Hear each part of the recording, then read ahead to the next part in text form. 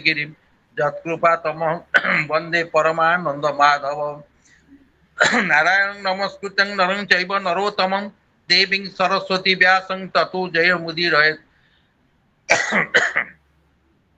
ओम निगम कल्पतरोर्गलितं फलं सुखमुखादमृतद्रव संयुक्तं पिबत भागवतं रसमालयं मुहुरवो रसिका भुवि भावुका। प्रभु अनंत कोटि नायक प्रभु पुरुषोत्तम श्री रामचंद्र पदार बिंदरे श्री वासव भगत वासुदेव पदार बिंदरे श्री जगन्नाथ पदार बिंदरे कंकड़वासिनी शारदा पदार बिंदरे ये दिन सेवक कोटि कोटि प्रणाम। आज उपस्थित थिबा साहित्य कवि बंधु परिवार सभापति महोदय संपादिका महोदया एवं उपस्थित समस्त प्राज्ञ विज्ञ ज्ञानी गुणी समस्त सिंह राममय सब जग जानी करऊँ प्रणाम जोड़ी पानी ये समस्त प्रणाम सज्जन। श्याम सुंदर बाबू बोधे गले कौन लेफ्ट नहीं गले किंतु काली जो अवस्था सरबिंसे नरक विधान जे पापे जे दंड मान आज जो आलोचित हवा अच्छा श्रीमद भागवत गतकाली आलोचना पूर्व जेते अच्छी अभिशाप मुक्त पाइबा पाई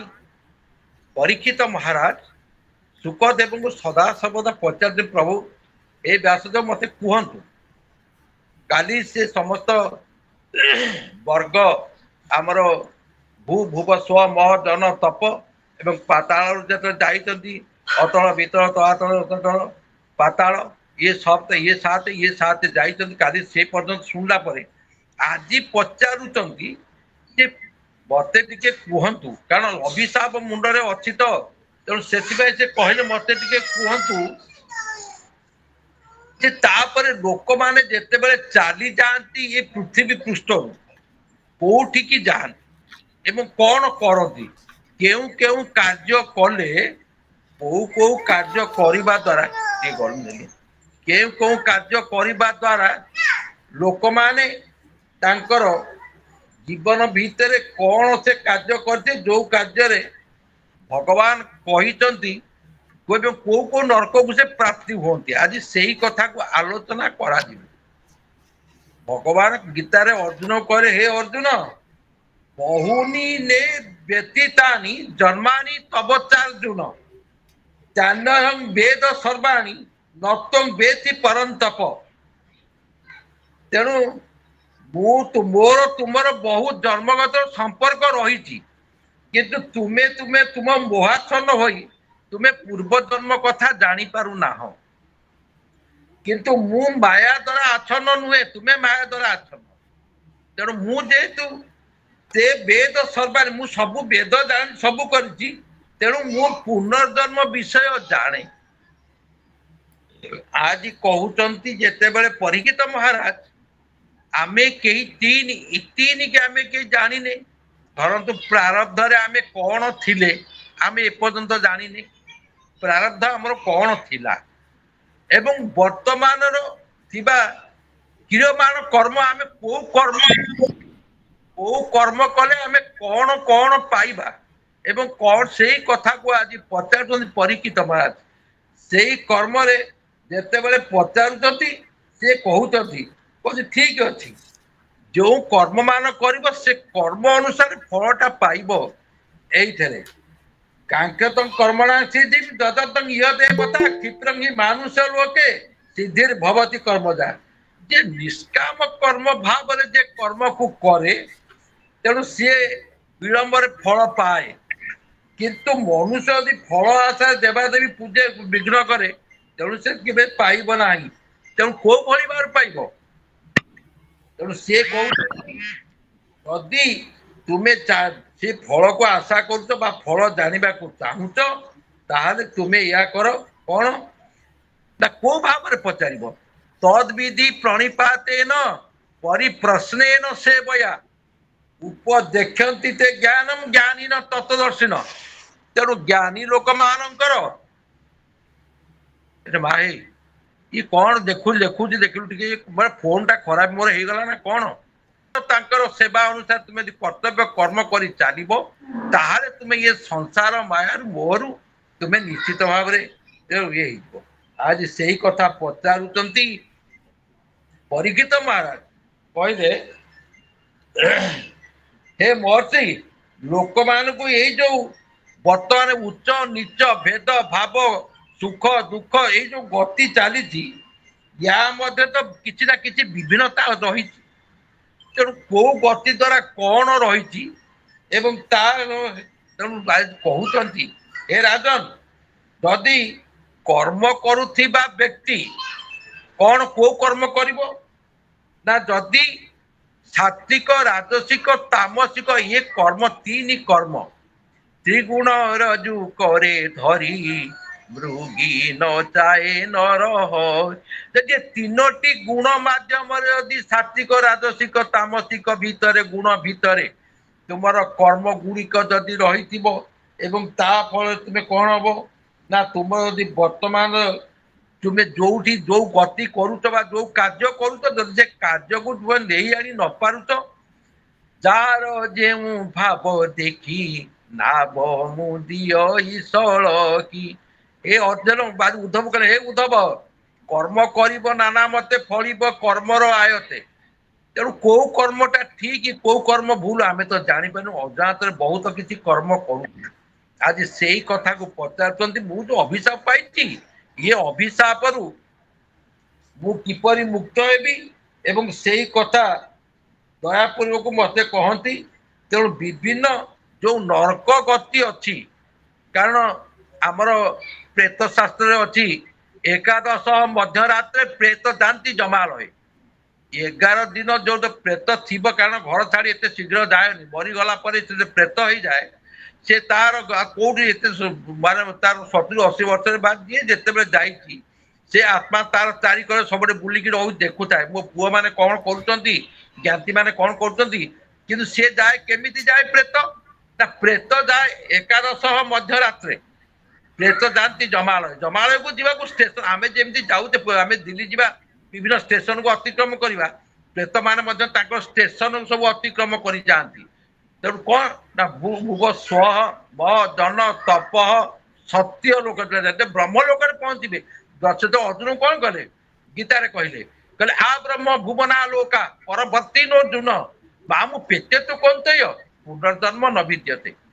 तेणु ब्रह्मलोक पहुंची तप सत्य लोक पहुंचा से भाई पुण्य जी अर्जन कर सी जा पहुंचो आज से ही कथा को आज भगवान व्यास जी आज कहते परीक्षित महाराज परीक्षित महाराज कौन कहले राजा परीक्षित उवाच विचित्र गति लोकंकर तुम्हें कहिल मुनिवर एक कथा संशय मो मने एबे कहिबा विद्यमाने मोर ये संशय रही लोकंकर जो गति चाली चलन जो भली आचार व्यवहार ये समस्त उपरे आपण टिके जोटा मते कहतु बर्तमान से सुखवाद बर्तमान व्यास जी कहते त्रिगुण विचित्र हुई राजन सुण मन दे त्रिगुण विचित्र हुई सत रज तम ये त्रिगुण विचित्र हुई कारण लोक जदि चाहू ना सत्वे भी सी तार से बाट को से धरी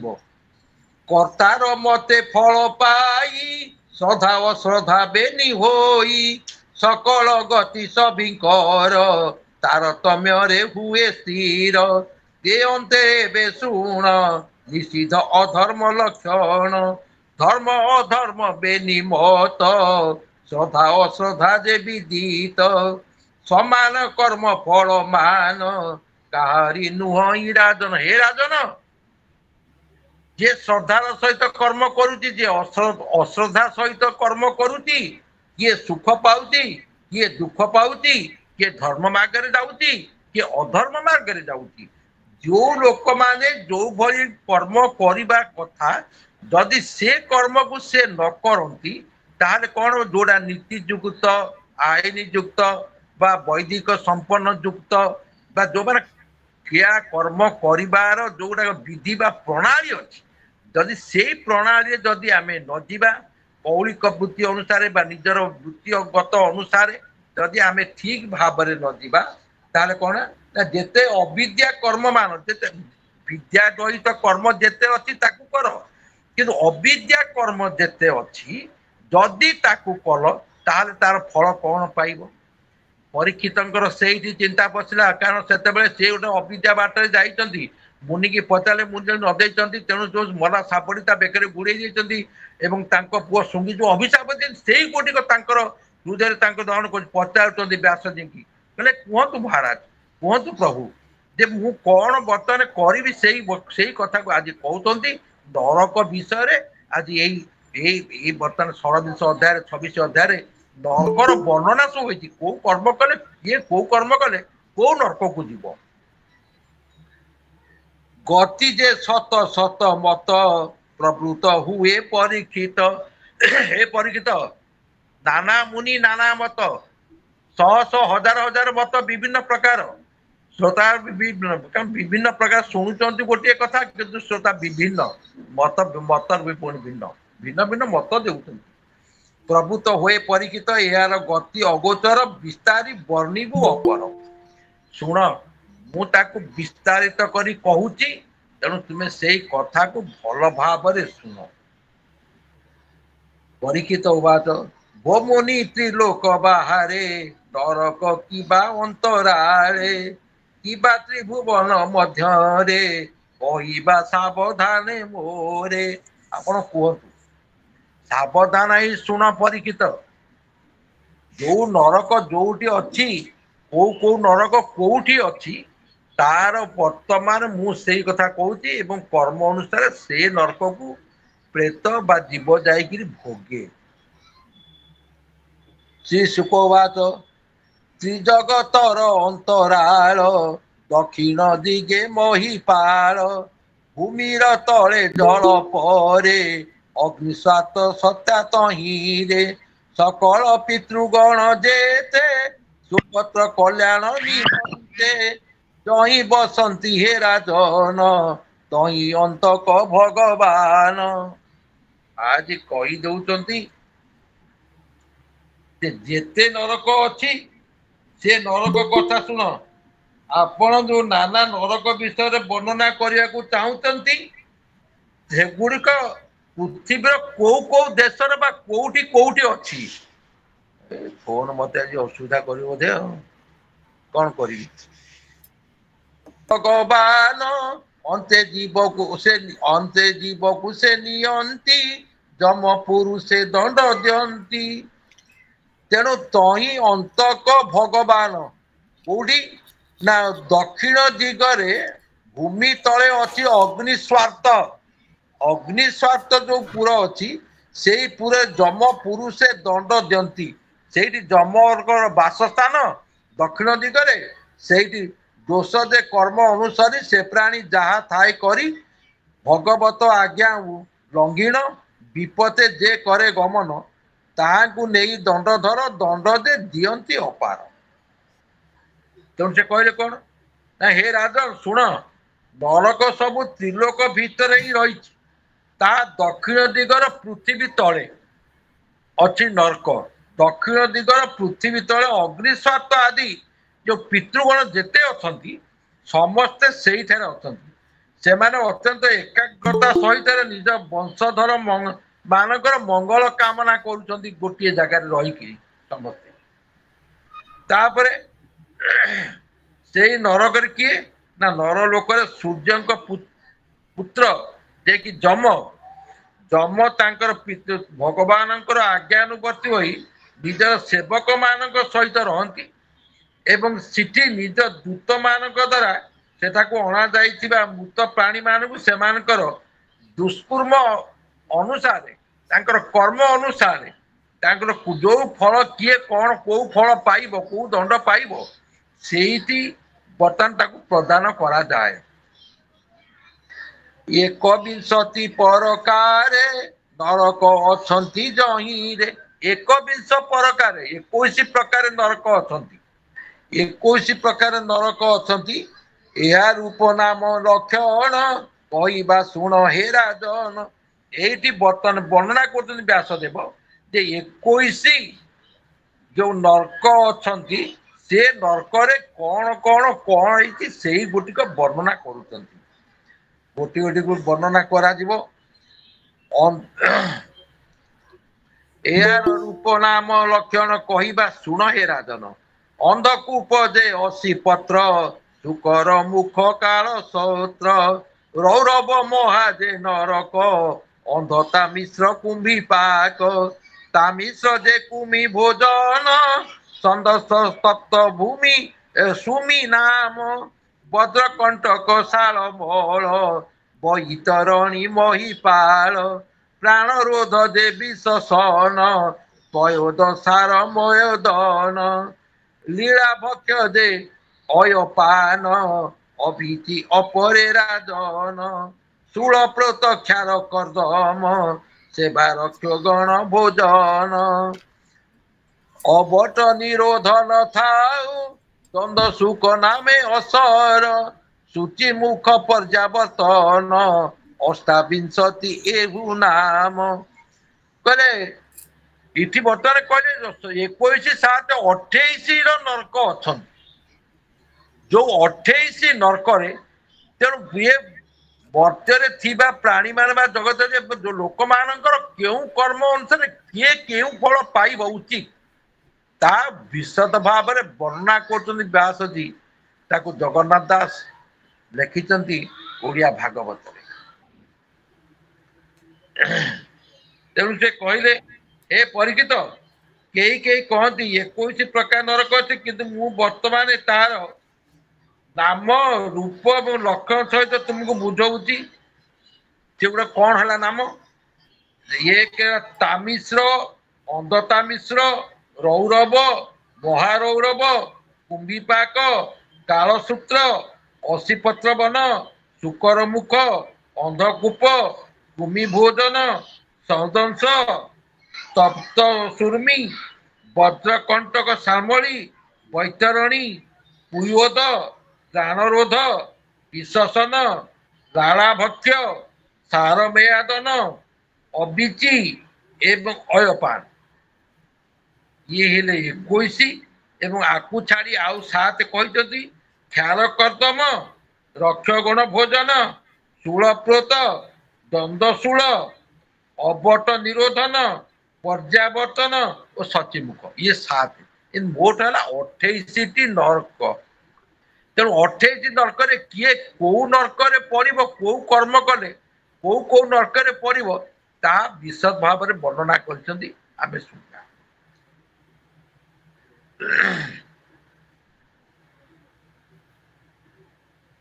ପର ସ୍ତ୍ରୀ ଅପତ୍ୟ ଧନ ଯେ ପ୍ରାଣୀ କରଇ ହରଣ ସେ କାଳ ପାଶେ ବନ୍ଦୀ ହୋଇ ଜମର ପୁରେ ଦୁଃଖ ପାଇ ତାମିଶ୍ର ନରକେ ପଡ଼ଇ ନାନା ଯତନା ସେ ବୁଞ୍ଜଇ। ପ୍ରଥମରେ କହିଲେ ପର ସ୍ତ୍ରୀ ଅପତ୍ୟ ଧନ ପରର ସ୍ତ୍ରୀ କି ଅପହରଣ କରିବା ଅପତ୍ୟ ପୁତ୍ର ଏବଂ ତାର ଧନ ଆମର ଦ୍ୱିତୀୟ ସ୍କନ୍ଧରେ ଅଛି ଆତତାୟୀନ ଆମେ ପଢିଛେ ଦ୍ୱିତୀୟ ସ୍କନ୍ଧରେ ଅଧ୍ୟାୟଟା ମୋର ମନେ ପଡୁନି ଦ୍ୱିତୀୟ ସ୍କନ୍ଧରେ ପଢିଛେ ଯୋଉ ଆତତାୟୀର ଲକ୍ଷଣ ହଉଛି 6 ଲକ୍ଷଣ 6ଟା ଲକ୍ଷଣ ଆତତାୟୀର।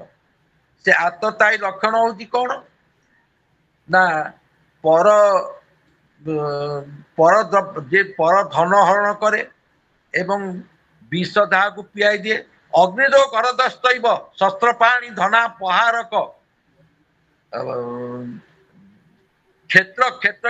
ପର ଦ୍ୱାରା ସଳେଇବ ଆତତାୟୀ ଇଏ 6 ଜଣଙ୍କୁ ଆତତାୟୀ କୁହାଯାଏ। ଅଗ୍ନି ଯିଏ କାହା ଘର ପୋଡିଦେଲା ଅଗ୍ନିଦୋ ଗରଦସ୍ତୈବ କିଏ କାହାକୁ ବିଷ ପିଆଇ ଦେଲା ଅଗ୍ନିଦୋ ଗର ଶସ୍ତ୍ର ପାଣି ଯିଏ ଯାହାର ହାତରେ ଖଣ୍ଡା ଧରିକି କିଏ କାହାକୁ ମାରିଦେଲା ଶସ୍ତ୍ର ପାଣି ଧନା ପହାରକ ଯିଏ ଧନ ଅପହରଣ କରେ ଏବଂ କ୍ଷେତ୍ର ଯାହାର ଜମିବାଡି ସବୁ ଯିଏ ଅପହରଣ କରିନିଏ ଏବଂ ପର ସ୍ତ୍ରୀ କି ଯିଏ ଅପହରଣ କରେ ଏ 6ଟା ହଉଛି ଆତତାୟୀର ଲକ୍ଷଣ। ସେଇ କଥା କହିଛନ୍ତି ଯେ ପର ସ୍ତ୍ରୀ ଅପତ୍ୟ ଧନ ଯେ ପ୍ରାଣୀ କରଇ ହରଣ से काल पासे बंदी होई जमर पुरे दुख पाई जमपुर को जिते बड़े जाए सेते से दुख पाई कोठी पड़े ना तामिश्र नरके पड़ई से तामिश्र जो नरक अच्छे से ही नरक पड़े नाना जातना से भुंजई तेणु जे अन्य मानकर धन संतान एवं स्त्री को जे हरण करे सेठारे जमदूत माने पहुंची अत्यंत भयंकर भाव रे ताकू काल पासरे ताकू बांधी नियंती एवं काल पासरे बांधी नहीं बलपूर्वक ताकू तामिश्र नरक रे पकाई दियंती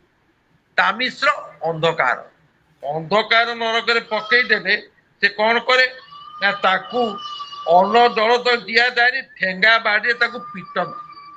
ताकू मारंती ये होची प्रथम जे ये कार्य संसार करूछंती सी एई नरक रे तामिश्र नरक रे पड़िबे जेतु तापरे कहिले जे अंधता मिश्रे ये प्रकार जातना प्राणी भोग करे कपटे परदारा हरि तेबे तामिश्र नौ बुरी तेबे पड़ई से तही जातना सिंधुरे बुड़ई नष्ट हुई मति तार दृष्टि नाश नृपवर हे नृपवर शुणु ए राजा शुण कौन ना जे जो पुरुष अन्य प्रति विश्वासघातकता करे एवं तार निजर तार स्त्री की से आदि आनी भोग करे एवं ताकू विभिन्न प्रकार कथा कही लांछित करी अपमानित कराए तार से स्त्री जे भोग करे से अंधता मिश्र नरक रे पड़े जातना सिंधुरे बुड़ई से निर्यातना जातना से तार सिंधु अच्छे से सिंधुरे जाई से जल रे सिंधु पर से पड़ुची एवं नष्ट हुई मति तार मति नष्ट हो जाए विभ्रम हो जाए दृष्टि नाश नृपवर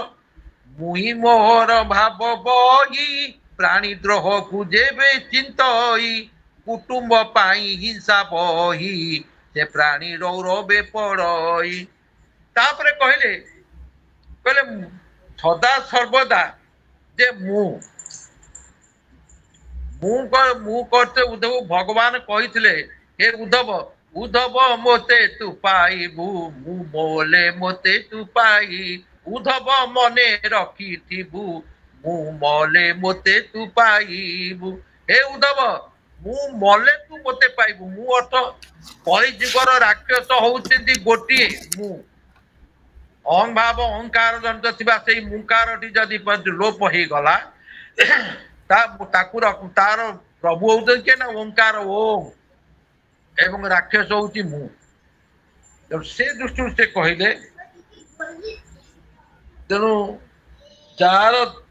जदि से किछि भाबुताए निजकू जदि भाबी थाए जो माने इंद्र आदि बा जो माने इंद्रिय भावनार बशवर्ती होई अहंकार जनित सदा सर्वदा देखते समस्त भाग्य डोरी से पुणी काल आसे बंदा पकाती हेले पासोरी कारण से अहंकार गर्वी लोक माने से माने जाई कोठी पड़ती ना से प्राणी द्रोह को जे चिंतई कुटुंब पाई हिंसा बई से प्राणी रौरवे पड़ई रौरव नरक जाई से प्राणी पड़े एवं तार जीवन रे से जेते कर्म कले मध्य से कर्म को ताकू मुहि मोहर भाव बही प्राणी द्रोह को जे चिंतई कुटुंब पाई हिंसा बही से प्राणी रौरवे पड़ई जे जीव हिंसंती संसारे ताहाकू पर जे लोकरे रौरव मूर्ति जीव होई सेठारे ताहाकू हिंसई महारौरव यही मत जही कुल जीव विदित तही रे जे पापी पड़ई रौरव प्रव्यादता खाई कौन करिवो जो प्राणी हिंसा देश राग कपटता ये सब को जे आचरण करिवो से कौन करिवो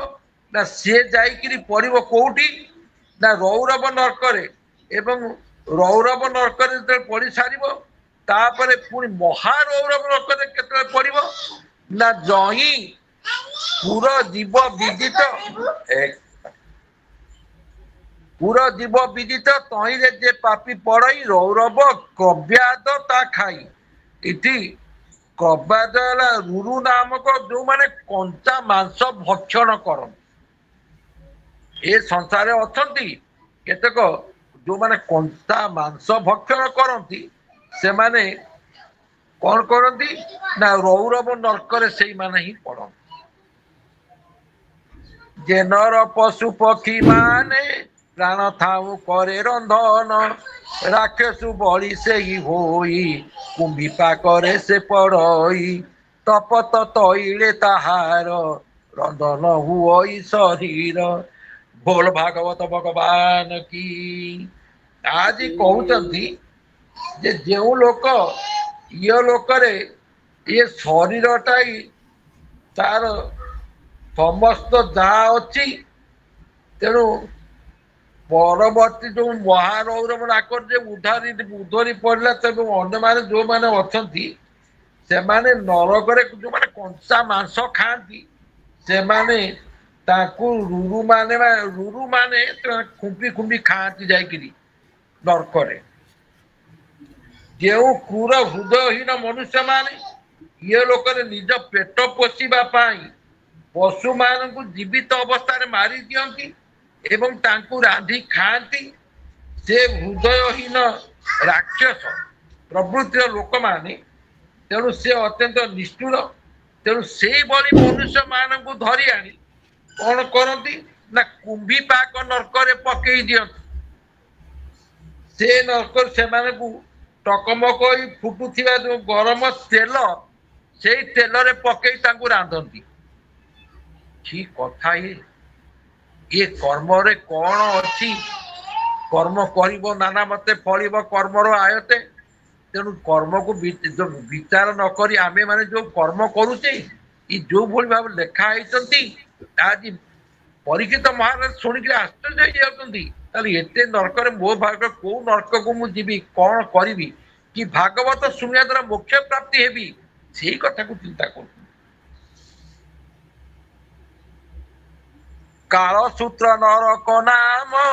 विस्तार अयुत योजन ताम्रमय जे भूमि तार उपरे थाई जे भास्कर अध भागरे अग्नि थाई एमंत नरक अटई जे नर ब्रह्म हत्या करे से तही पड़ई निर्भरे तपत सुवर्ण फुटई तही से दग्ध हुई। तेणु आज कहते जे जो माने ये लोकरे माता पिता गुरु ब्राह्मण एवं वेद विरोधी कार्य जो माने करती जो माने संस्कार नाही संस्कार विहीन कार्य करुथिबा लोक माने तते बिहू मना करी पाटी कर तेणु जो माने ये भली सब कार्य करते पिता माता को हैरान करती ब्राह्मण मान को हैरान करती ब्राह्मण मान को मानती नाही एवं ब्राह्मण मानकर कथा शुणती नाही एवं तांकु जमदूत माने टाणी आनी कालसूत्र नरक पकई दियंती एवं सेई नरक परिसीमा होती तार केते कहले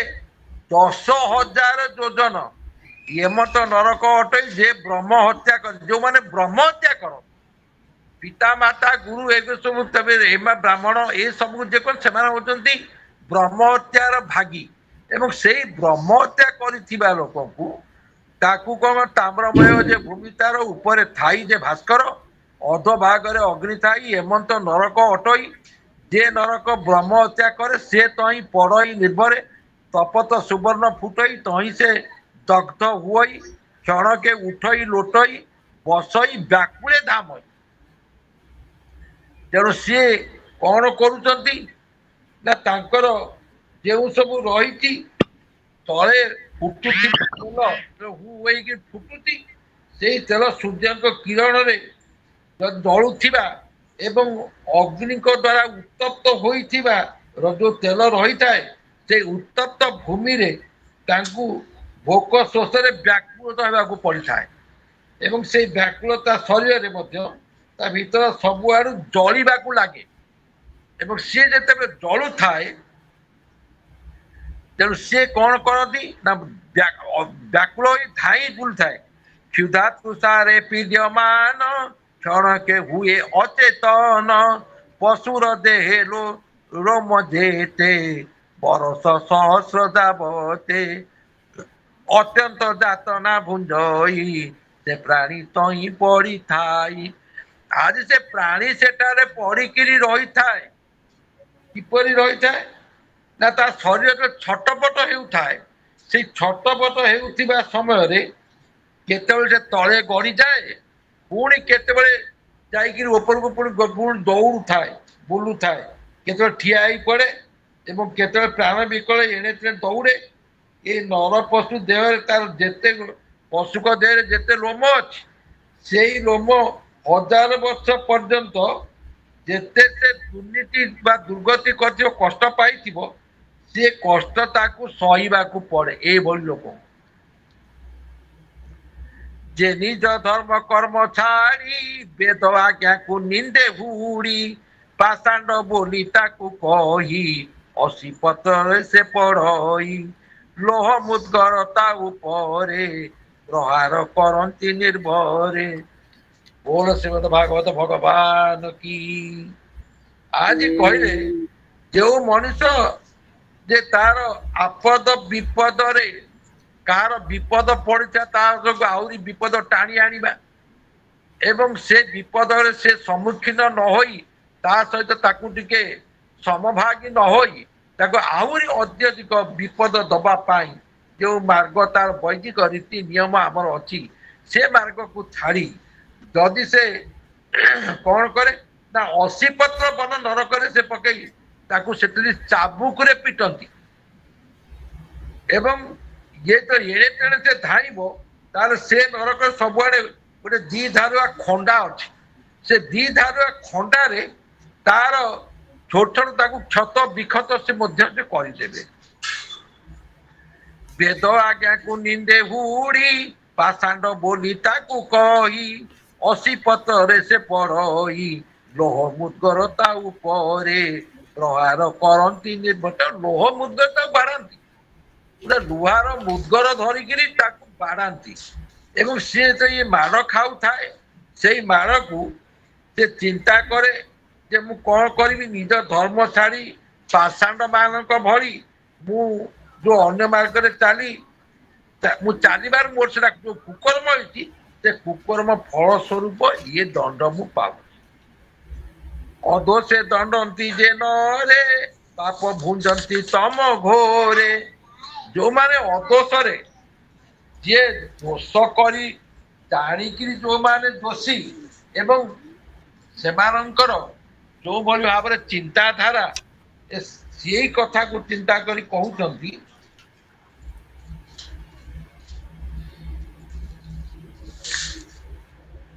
ଅତ୍ୟନ୍ତ ପାପ ରାଶି ବହି ଶୁକର ମୁଖେ ସେ ପଡଇ ତହିଁରେ ପୁରା ନିର୍ଭରେ ନାନା ଆୟୁଧ ଧର ପ୍ରହାରେ ଇକ୍ଷୁ ଦଣ୍ଡର ପ୍ରାୟ କରି ତାକୁ ପେଶନ୍ତି ଦଣ୍ଡଧାରୀ ଅତ୍ୟନ୍ତ କଷ୍ଟକୁ ସେ ପାଇ କ୍ଷଣ କ୍ଷଣକ ମୋହ ଯାଇ। ବୋଲ ଭାଗବତ ଭଗବାନ କି। ଆଜି କହୁଛନ୍ତି ଯେଉଁ ମଣିଷ ଇଏ ଲୋକରେ ରାଜା ବା ରାଜ କର୍ମଚାରୀ ଭାବରେ ଯୋଉମାନେ ପଦ ପଦବୀରେ ଅଛନ୍ତି ବା ସେମାନେ କରୁଛନ୍ତି କ'ଣ କରୁଛନ୍ତି ନା ସେ ତାଙ୍କର ଲାଞ୍ଚ ନେଇ ବିଭିନ୍ନ ପ୍ରକାର ଆତ୍ମ ବା ସେମାନଙ୍କ ଠାରୁ ଅନ୍ୟମାନଙ୍କ ଠାରୁ ପାରିଶ୍ରମିକ ଭାବେ ନ ନେଇ ସେମାନେ ତାଙ୍କର ବିଭିନ୍ନ ପ୍ରକାର କାର୍ଯ୍ୟ କରିବା ପାଇଁ ଯୋଉ ଲାଞ୍ଚ ନିଅନ୍ତି ସେ ଲାଞ୍ଚ ନେବା ଫଳରେ ସେମାନେ କ'ଣ କରନ୍ତି ନା ସେ ମହାପାପୀ ମାନେ ସେମାନେ ପ୍ରଜାକୁ ଯେତେବେଳେ ଯମଦୂତ ମାନେ ନେଇଯାଆନ୍ତି ସେ ଯମଦୂତ ମାନେ ତାଙ୍କୁ ଶୁକର ମୁଖରେ ପକେଇ ଦିଅନ୍ତି ଏବଂ ସେଠାରେ ଯୋଉ ମହାବଳୀ ଯୋଉ ଦୂତ ମାନେ ତାକୁ ନେଇଥିଲେ ସେ ତାକୁ ଯେମିତି କଳରେ ଯେମିତି ଆଖୁ ପେଡ଼ା ହୁଏ ସେମିତି ଶୁକର ଶୁକର ମୁଖରେ ଯେମିତି ତାକୁ ନେଇ ପକେଇଦେବେ ଉଭୟ ଦାନ୍ତରେ କଡ଼ମଡ଼ କରିକି ଶୁକର ତାକୁ କ'ଣ କରେ ତାକୁ ଏତେ କଷ୍ଟ ଦିଏ ସେ କଷ୍ଟକୁ ସେମାନେ ହିଁ ପାଇବା ପରେ ତେଣୁ ସେ ପ୍ରାଣୀମାନଙ୍କୁ ସନ୍ତପ୍ତ କରିବା ଭଳି ଯେପରି ଆତସରେ ଚିତ୍କାର କରୁଥିଲେ ସେହିପରି ସେମାନେ ଅନ୍ୟମାନଙ୍କୁ ଏମାନେ ଜୀବିତ ଅବସ୍ଥାରେ ଯୋଉ ଚିତ୍କାର କରଉଥିଲେ ସେଠି ସେ ଯାଇକି ସେଇଭଳି ଚିତ୍କାର କରନ୍ତି କାରଣ ଏଠି ଯୋଉ ପ୍ରାଣୀମାନଙ୍କୁ ଯେତେ ହନ୍ତସନ୍ତ ସେ ତାଙ୍କର ଯାହା ଥିଲା ସବୁ ଯେତେବେଳେ ସବୁ କଥା ସେ ଇଏ ଲଗାନ୍ତି କି ଶୁଣନ୍ତି ନାହିଁ ସେମିତି ସେଠି ମଧ୍ୟ ତାଙ୍କୁ ସେଇଭଳି ଶୁକର ମୁଖରେ ଯେତେବେଳେ ପେଶି ଦିଅନ୍ତି ଶୁକର ତାକୁ କଡ଼ମଡ଼ କରି ଚୋବାନ୍ତି ଏବଂ ସେ ସେହିପରି ଆତ୍ମ ଚିତ୍କାର କରି ମଧ୍ୟ ମୂର୍ଚ୍ଛିତ ହୋଇଯାଆନ୍ତି। ଏ ଯେ ସଂସାର ନର ଦେଇ କ୍ଷୁଦ୍ର ପ୍ରାଣୀକୁ ପୀଡ଼ା ଦେଇ ଈଶଇ ଜ୍ଞାନହୀନ ମତେ ସନ୍ତାପ ଲଭଇତେ ମନ୍ତେ ସେ ପ୍ରାଣୀ ପରଲୋକେ ଯାଇ ଅନ୍ଧକୂପରେ ପଡ଼ିଥାଏ। ବୋଲ ସତ୍ୟାନ ଭଗବାନ କି ଶ୍ରୀମଦ୍ ଭାଗବତ ଭଗବାନ କି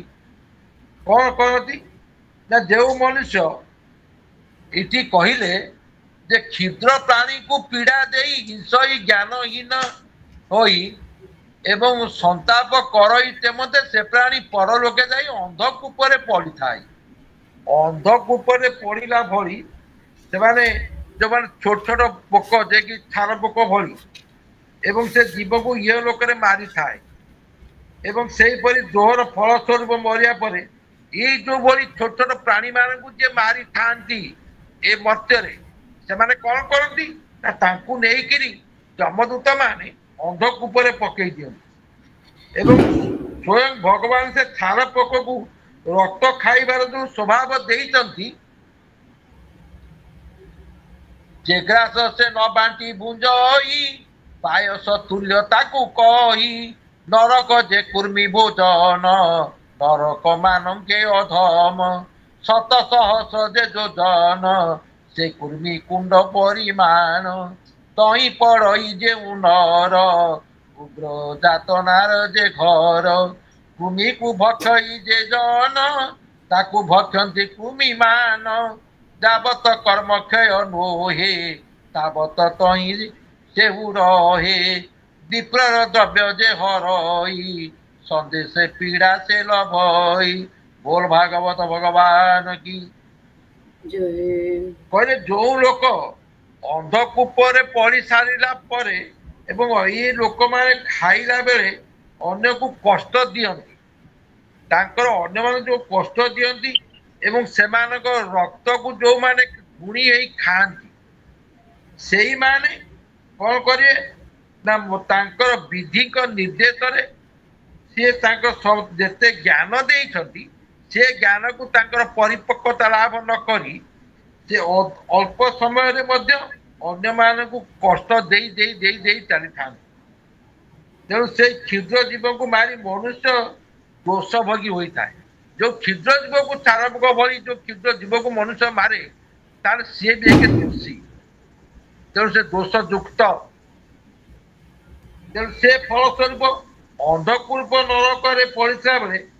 ପଶୁ ମୃଗ ପକ୍ଷୀ ସର୍ପ ଆଦି ତାକୁ କାମୁଡ଼ିଥାନ୍ତି ତାକୁ କାମୁଡ଼ି କାମୁଡ଼ି ଖାଇଥାନ୍ତି ଏବଂ ସେ ଯୋଉ କଷ୍ଟ ମଶା ମାଛି ଛାର ପୋକ ଆଦି ରକ୍ତଖିଆ ଜୀବକୁ ମଧ୍ୟ ଛାଡ଼ନ୍ତି ସିଏ ମଧ୍ୟ ତା ଅତ୍ୟନ୍ତ କଷ୍ଟ ଦେଇଥାନ୍ତି ତେଣୁ ସେମାନେ ଆସି ତାକୁ ସବୁ ଦିଗରୁ ଘେରି କାମୁଡ଼ିଥାନ୍ତି ତେଣୁ ଇଏ ସବୁ ତାର ନିଦ୍ରା ଶାନ୍ତି ଭଙ୍ଗ ହେଇଯାଏ ଏବଂ ସେ ଅନ୍ୟ ସ୍ଥାନକୁ ପଳେଇବାର ବାଟ ମଧ୍ୟ ନଥାଏ ଯାଇପାରେ ନାହିଁ କାରଣ କୂପ ଭିତରେ ପଡ଼ି ସେ ଯାଇପାରେ ନାହିଁ ତେଣୁ ଘୋର ଅନ୍ଧକାର ଭିତରେ ସିଏ ଯେତେବେଳେ ରହିଛି ତେଣୁ ସେ ତାର ବାଟ ଖୋଜି ଆଉ ପାଏ ନାହିଁ ତେଣୁ ମନୁଷ୍ୟ ଇହ ଲୋକରେ ପଞ୍ଚ ମହାଯଜ୍ଞ କରି ଯାହା କିଛି ମିଳିଲା ତାହା ଅନ୍ୟମାନଙ୍କୁ ଆଦୌ ନ ଦେଇ ସବୁ ନିଜେ ହିଁ ଖାଇଥାନ୍ତି। ଧରନ୍ତୁ ଜଣେ କେତେକ ଅଛନ୍ତି ଯେ କି ପ୍ରଭୁଙ୍କ ପାଖରେ ଆଗ ଲଗେଇ ଦେଲେ ପ୍ରସାଦ ହେଇଗଲା प्रसाद बांटीण खाइब अल्प बहुत न कहब कि से प्रसाद को समस्त को बांटिकी दबाक जदि जनक थाए घरे आप रोषे कर माँ मैंने रोषे कर रोषे कला बेले बांटी कुटी जो समस्त घरे दे न दिखती सी कौन करती ना किसी सब माँ नुहति अच्छा माँ मैंने कहे आम मान कहते ना सबू माँ मैंने नुहति कि अच्छा जे कि आत्म आत्मा को टे निज आत्मा को आग चिन्ह सारापर संसार अच्छी अयन निज पर बेटी गणना लघु चेत साम उदार चरिता वसुधैव कुटुंबकम तेणु ये मोर सी पर यही जो भावना चिंताधारा जो लोक मान एमाने लघु चेत सार्वक लोक तेणु तेणु जहाँ जी संसार वसुधैव कुटुंबकम ये वसुधा हूँ पृथ्वी बसवास कर लोक मैंने समस्ते मोर कुटुंब ज्ञाति भाई बंधु परिजन जदि ये भावना जहाँ तेणु सी कौन कर तेणु से व्यक्ति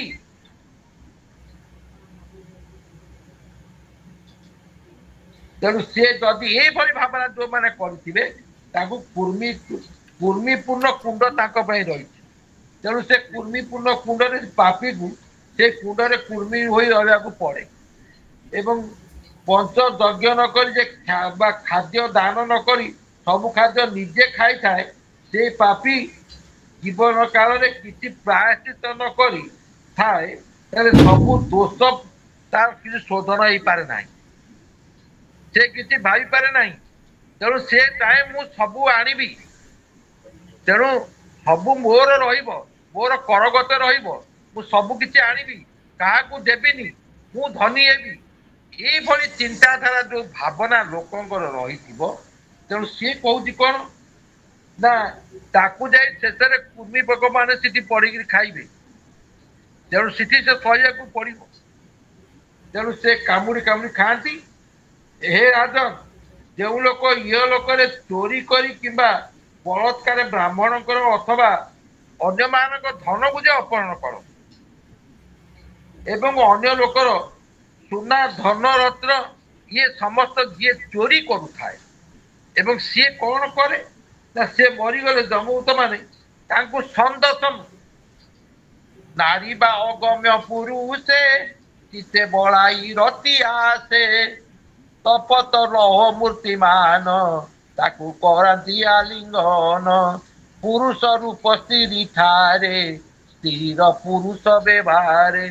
बोल भागवत भगवान की आज कहते छंदस नामक नरक जिते पड़ी लह पिंडे चेंग दिखती चेंगा जोड़ा माने लुहा को ततेकरी जमी दिखती सेमती से चेंग दिखती एवं तार भल मंद को जिते कौन लुचि पड़े जाऊँ षंडु आसे नाक पुरे टाण एवं अगमा स्त्री मान जदि संगम संभोग करी तेणु से ये लोक से स्त्री लोक मैंने अगम पुरुष सहित जदि व्यभिचार कर नारी माने अत्यंत भाव अन्य पुरुष सहित से संपर्क स्थापन कर विभिन्न प्रकार कदर्य कार्य कर नारी माने कौन करती ना मृत्यु पर जमौत माने तप्त सुर्मी नरक को नहीं जाते तप्त सुर्मी सीटी नहीं चाबुक आग पिटती चाबुक पिटा खाइला गोटे उत्तप्त लुहार गोटे मूर्ति धरिकी से ताकू भी बाड़ा से उत्तप्त लुहा को धरी बाढ़ती तेणु से तप्त सुर्मी तप्त अर्थ तातिला सुर्मी अर्थ ठेंगा भरी ये कौन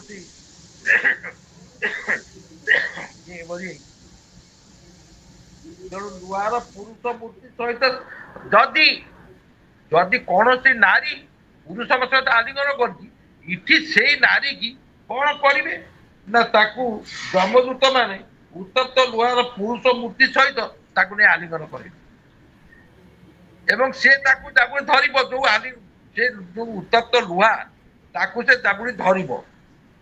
तेणु यही भाव में ये हूँ वर्तमान तप्त सुर्मी ନରକର ଘଟଣା। ତାପରେ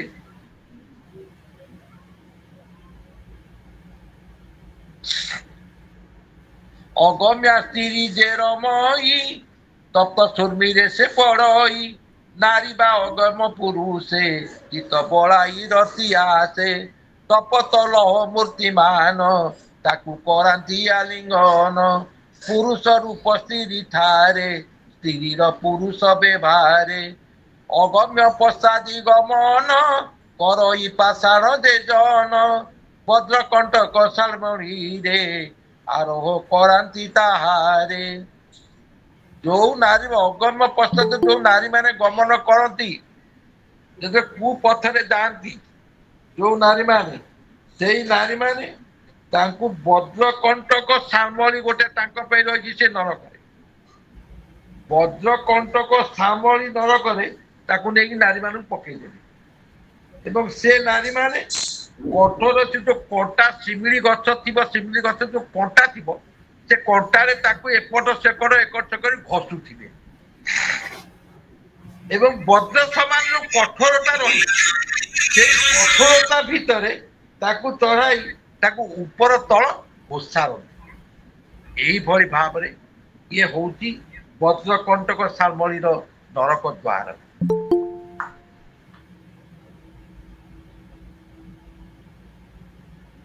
ଯେ ରାଜ ପୁରୁଷ ପର କରନ୍ତି ଧର୍ମ ସେତୁ ଦୂର ଧର୍ମ ହାତରେ ଯେଉଁ ନର ତାକୁ ହିଂସତି ଯେ ପାମର ସେ ଅନ୍ତେ ବୈତରଣୀରେ ପାପିଷ୍ଟେ ପଡନ୍ତି ନିର୍ଭରେ ନିରୟ ପରୀକ୍ଷା ଯାହାର ଏମନ୍ତ ଯେଉଁ ନଦୀ ବର ତହିଁରେ ଜଳ ଜନ୍ତୁ ମାନ ପାପୀକୁ କରନ୍ତି ଭକ୍ଷଣ ମୂତ୍ର ପୁରୀ ସଜେ ଶୋଣିତ ନଖ ମେଦ ଅସି ବହୁତ ତହିଁ ପକାନ୍ତି ତାକୁ ନେଇ ବାସନା କର୍ମ ସୁମରଇ। ବୋଲ ଭାଗବତ ଭଗବାନ କି। ଆଜି କହିଲେ ନରକକୁ ପକେଇ ଦିଅନ୍ତି ବଜ୍ର ସମାନ ସେ ଯୋଉ କଷ୍ଟ ତାକୁ ଦିଆଯାଏ ସେଇ କଷ୍ଟକୁ ସେମାନେ ଭୁଲି ପାରନ୍ତି ନାହିଁ ଏବଂ ସେଇ କଷ୍ଟ ପାଇ ତାପରେ ତାକୁ ଘୋଷାରି ଘୋଷାରି ଯୋଉ ଭଳି ଭାବରେ କଷ୍ଟ ଦଉଛନ୍ତି ରାଜା ହଉ ବା ରାଜା ପୁରୁଷ ହଉ ବା ରାଜ କର୍ମଚାରୀ ହଉ ବା ଯୋଉମାନେ ସରକାରୀ ଚାକିରି କରିଛନ୍ତି ବା ବେସରକାରୀ ଚାକିରି କରିଛନ୍ତି ଯୋଉ ଚାକିରି କରିଥାନ୍ତି ନା କାହିଁକି ବା ଯିଏ ଯୋଉ କର୍ମରେ ଲିପ୍ତ ଥାଏ ସେ କର୍ମରେ ଯଦି ହବ ଯଦି ବର୍ତ୍ତମାନ ଜୀବିତ ଅବସ୍ଥାରେ ସିଏ ଯୋଉ କୂଳରେ ଜନ୍ମ ହେଇ ସେ କୂଳର ଧର୍ମ ମର୍ଯ୍ୟାଦା ଇଏ ସମସ୍ତେ ଯେ ଉଲ୍ଲଂଘନ କରନ୍ତି ଧରନ୍ତୁ ବ୍ରାହ୍ମଣ ଘରେ ଜଣେ ଜନ୍ମ ହେଇଛି ତାର ନୀତି ବ୍ରାହ୍ମଣ ଦେବତା ପୂଜନ ଆରାଧନା କର୍ମ ଇଏ ସମସ୍ତ ଛାଡି ସେ ବିଭିନ୍ନ ପ୍ରକାର କର୍ମରେ ମଦ ପିଇବା ବା ଅନ୍ୟମାନଙ୍କ ନାରୀ ମାନଙ୍କ ସହିତ ରହିବା ଆଉ ଠାକୁରଙ୍କ କାମ କିଛି ସେ ବୁଝିବ ନାହିଁ କଣ କରାଯିବ ସେ ନରକ ସେ ଭାବନା ସେ ଚିନ୍ତାଧାରା ଏଇଟା କଳି ଯୁଗରେ ଏଇଟା କାରଣ ସେ ଦ୍ୱାପର ଯାହା ଲେଖିଛନ୍ତି ଏଇଟା କଳି ଯୁଗ ପାଇଁ। କାରଣ ମୁଁ ଏଇଠି ଗୋଟିଏ ମିନିଟ ନେବି କହିବି ରାମଚରିତ ମାନସରେ ତାକୁ ଗୋଟେ ଆମେ ଯେତେବେଳେ କହୁ ସେତେବେଳେ ଦୁଇ ଭାଇ ଥିଲେ ଦୁଇ ଭାଇ ଗୋଟିଏ ଭାଇ ଅତ୍ୟନ୍ତ ପରମ ଭକ୍ତ ପ୍ରଭୁଙ୍କର ଆଉ ଜଣେ ଭାଇ ଜମା ନାଁ ଧରେ ତାକୁ ବଡ ଭାଇ କହିବ ଆରେ ସାନ ଭାଇ କି ଆରେ ତୁ ରାମ ନାମଟା କହ ସେ କହିବ ସେ ନାମ ମୁଁ କହିବି ନାହିଁ ତା ଜୀବନ ଭିତରେ ସେ ଥରେ ଧଇଲା ରାମ ନାମ ଏବଂ ମଦ ପିଇ ପିଇ ପିଇ ପିଇ ତେଣୁ ସେ ଥରେ ଧରିଛି ରାମ ନାମ ମୃତ୍ୟୁବରଣ କଲା। ତେଣୁ ତାପରେ ଯେତେବେଳେ ଯମଦୂତ ମାନେ ଆସିଲେ ତାକୁ ନବା ପାଇଁ ଯମଦୂତ ପଚାରିଲେ କହିଲେ ଦେବଦୂତ ମାନେ ଆସିଗଲେ କହିଲେ ଆରେ ଦି ତ ରାମ ନାମ ଥରେ କହିଛି ନା ଆସ ଦେବତାଙ୍କ ଦୂତ ଯମଦୂତ ଏ ସମସ୍ତେ ନେଇକିରି ଗଲେ ଯମଦୂତକୁ ଚିତ୍ରକୂଟକୁ ପଚାରିଲେ ଚିତ୍ରକୂଟ କହିଲେ ମୁଁ ଆଉ କହିପାରିବିନି କଣ ଇଏ ରାମ ନାମର ମାହାତ୍ମ୍ୟ କଣ ଇଏ ଥରେ ଧରିଛି ଜୀବନରେ ଥରେ କେବେ ଧରିନି ଜୀବନରେ ଥରେ ଧରିଛି ସେ କହିଲେ ମୁଁ କହିବି ବ୍ରହ୍ମାଙ୍କ ପାଖକୁ ଚାଲ ତେଣୁ ବ୍ରହ୍ମାଙ୍କ ପାଖକୁ ଗଲେ ବ୍ରହ୍ମା କହିଲେ ମୁଁ ଆକୁ କହିପାରିବିନି ତୁମେ ଯାଇକିରି ଭଗବାନ ଶଙ୍କରଙ୍କୁ ପଚାର ଚାଲ ଯିବା ସମସ୍ତେ ସେ ଜୀବଟାକୁ କେମିତି ତାକୁ ଆଉ ନେବେ ମୃତ୍ୟୁ କେମିତି ନେବେ ତାକୁ କାନ୍ଧେଇଲେ ସମସ୍ତେ ଏଠି ବ୍ରହ୍ମା ବି କାନ୍ଧେଇଲେ जम देवता कांधेले एवं अन्य कांधेइछन्ति धरछन्ति चलिछन्ति शिव पाखु गले भगवान शंकर कहले ना ये थरे जीवन में राम नाम जति राम नाम महात्म्य कौन मु जानी नाम प्रसाद शंभु अविनाशी साधु अमंगल मंगल राशि सुख सनकादि सिद्ध मुनि जोगी नाम प्रसाद ते ब्रह्म सुखे प्रभु शुणु मुझे नाम धरिकी साधु अमंगल अमंगल बेस आज मंगल साजी मु केवल से राम नाम धरिकी जो थरे धरी थर महात्मा केते राम नाम तत् राम नाम परान राम नाम केते गोटे थर धरले केते तार पाप जाए राम नाम रे पाप क्षय जेते पापी करी न पारे पाप सेते केते पाप जुग जंतर पाप पलि जाए आज ताकू शिव कहले मु कहि परिबिनी भगवान विष्णु पाखु गले विष्णु कहले कहले कौन है थरे धरती राम नाम अच्छा आपण माने तो बहु विज्ञ प्राज्ञ आप देवता माने आप थरे कहना जी थरे राम नाम धरती ब्रह्मा कांदे शिव कांदे जम कांदे समस्ते कांदे तेणु से आत्मा को आनी मो पाखे पहुंचती से आत्मा केते पुण्यवान थरक आपण मैंने कौन बुझीपारे यही कथा को मुझे कहूँ तेणु जो मैंने राजा राजा पुरुष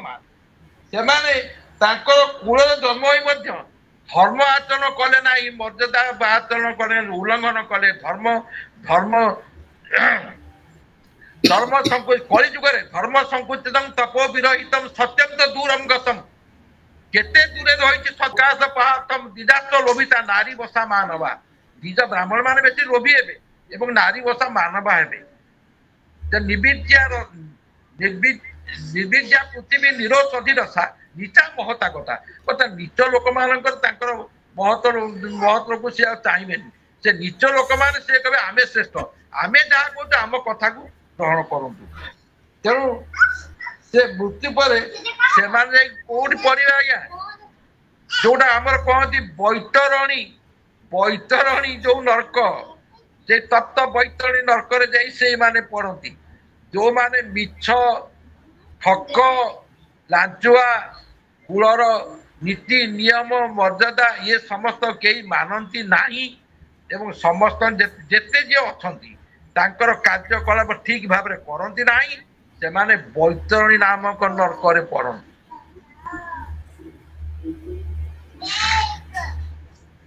एवं जेते बेले जेमती बैतरणी नदी बही जाइए से नदी हूँ नरकार गोटे खाल पर से खाल कौन अच्छी ना मल मूत्र धूप रक्त केश नख हाड़ चर्बी मांस ये समस्त अच्छी तार भितर एवं से पचाशा जो दुर्गंध अच्छी से दुर्गंध पूर्ण रही स्थान नहीं पकड़ तेणु पापी को करती भक्षण मूत्र पुरुष जे शोणी तो नख मेद असी बहुत तही पकाती ताकू नहीं बासना कर्म सुमि रही बोल भागवत भगवान की कुशली गमन जे करे शौच आचार परिहरे निर्लज भाव को बहई नित्य नियम को छाड़ई अंते जे पुयोद पड़ई श्लेष्मा जे मलमूत्र जई अति विवश दे भोजन ताकू बुंजई से जन बोल भागवत भगवान की जेपरी प्रायत पक्षी मान कुआ बाटे तार जेपरी से जेपरी मल खाद्य रूप बेले बेले ग्रहण करे से भाव में कौन करती ना जे कुशली गमन जे करे शौच आचार परिहरे निर्लज भाव को बहई नित्य नियम को छाड़ई जो माने नीति नियम न जाई संस्कार जनित न थाई जो कार्य करती पशु भी समान आहार निद्रा भय बहुत नष्ट जो जीव पशु मान सहित सामान हो गले वर्तमान तेणु से निर्लज भाव को बहई नित्य नियम को छाड़ई आमर नीति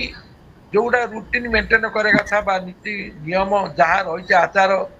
विचार चालचलन सब जहाँ रही ताकू ମେଘା ଯେ ମଳମୂତ୍ର ଦହି ଅତି ବିଭସ୍ତ ସେ ଭୋଜନ ତାହାକୁ ଭୁଞ୍ଜଇ ସେ ଜନ ଯେ କୋଉଠି ପଡିବ ନା ସେ ପଡିବ ଠିକ ସେଇଠି ଯୋଉଠି ତଥା ଲଜ୍ଜାକୁ ଜଳାଞ୍ଜଳି ଦେଇଛି। ଲଜ୍ଜା ବିହୀନ ପଶୁ ବି ସମାନ। ତେଣୁ ସେ ତାର ଯୋଉ ଦେଇଛି ଇଏ ଲୋକରେ ସେ ନିଚ ଜାତିର ସ୍ତ୍ରୀ ସଙ୍ଗରେ ଯଦି ବେବିଚାର କରି ପଶୁ ରୂପରେ ଆଚରଣ କରେ ନିଚ ଜାତିର ସ୍ତ୍ରୀ ସହିତ ଏବଂ ସେ କଣ କରିବ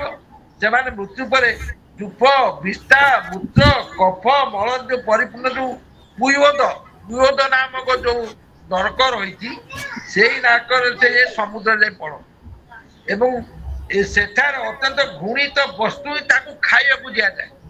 ତାକୁ ଏ ଯିବ ଏଇ କର୍ମ କରୁଛୁ ଖାଇ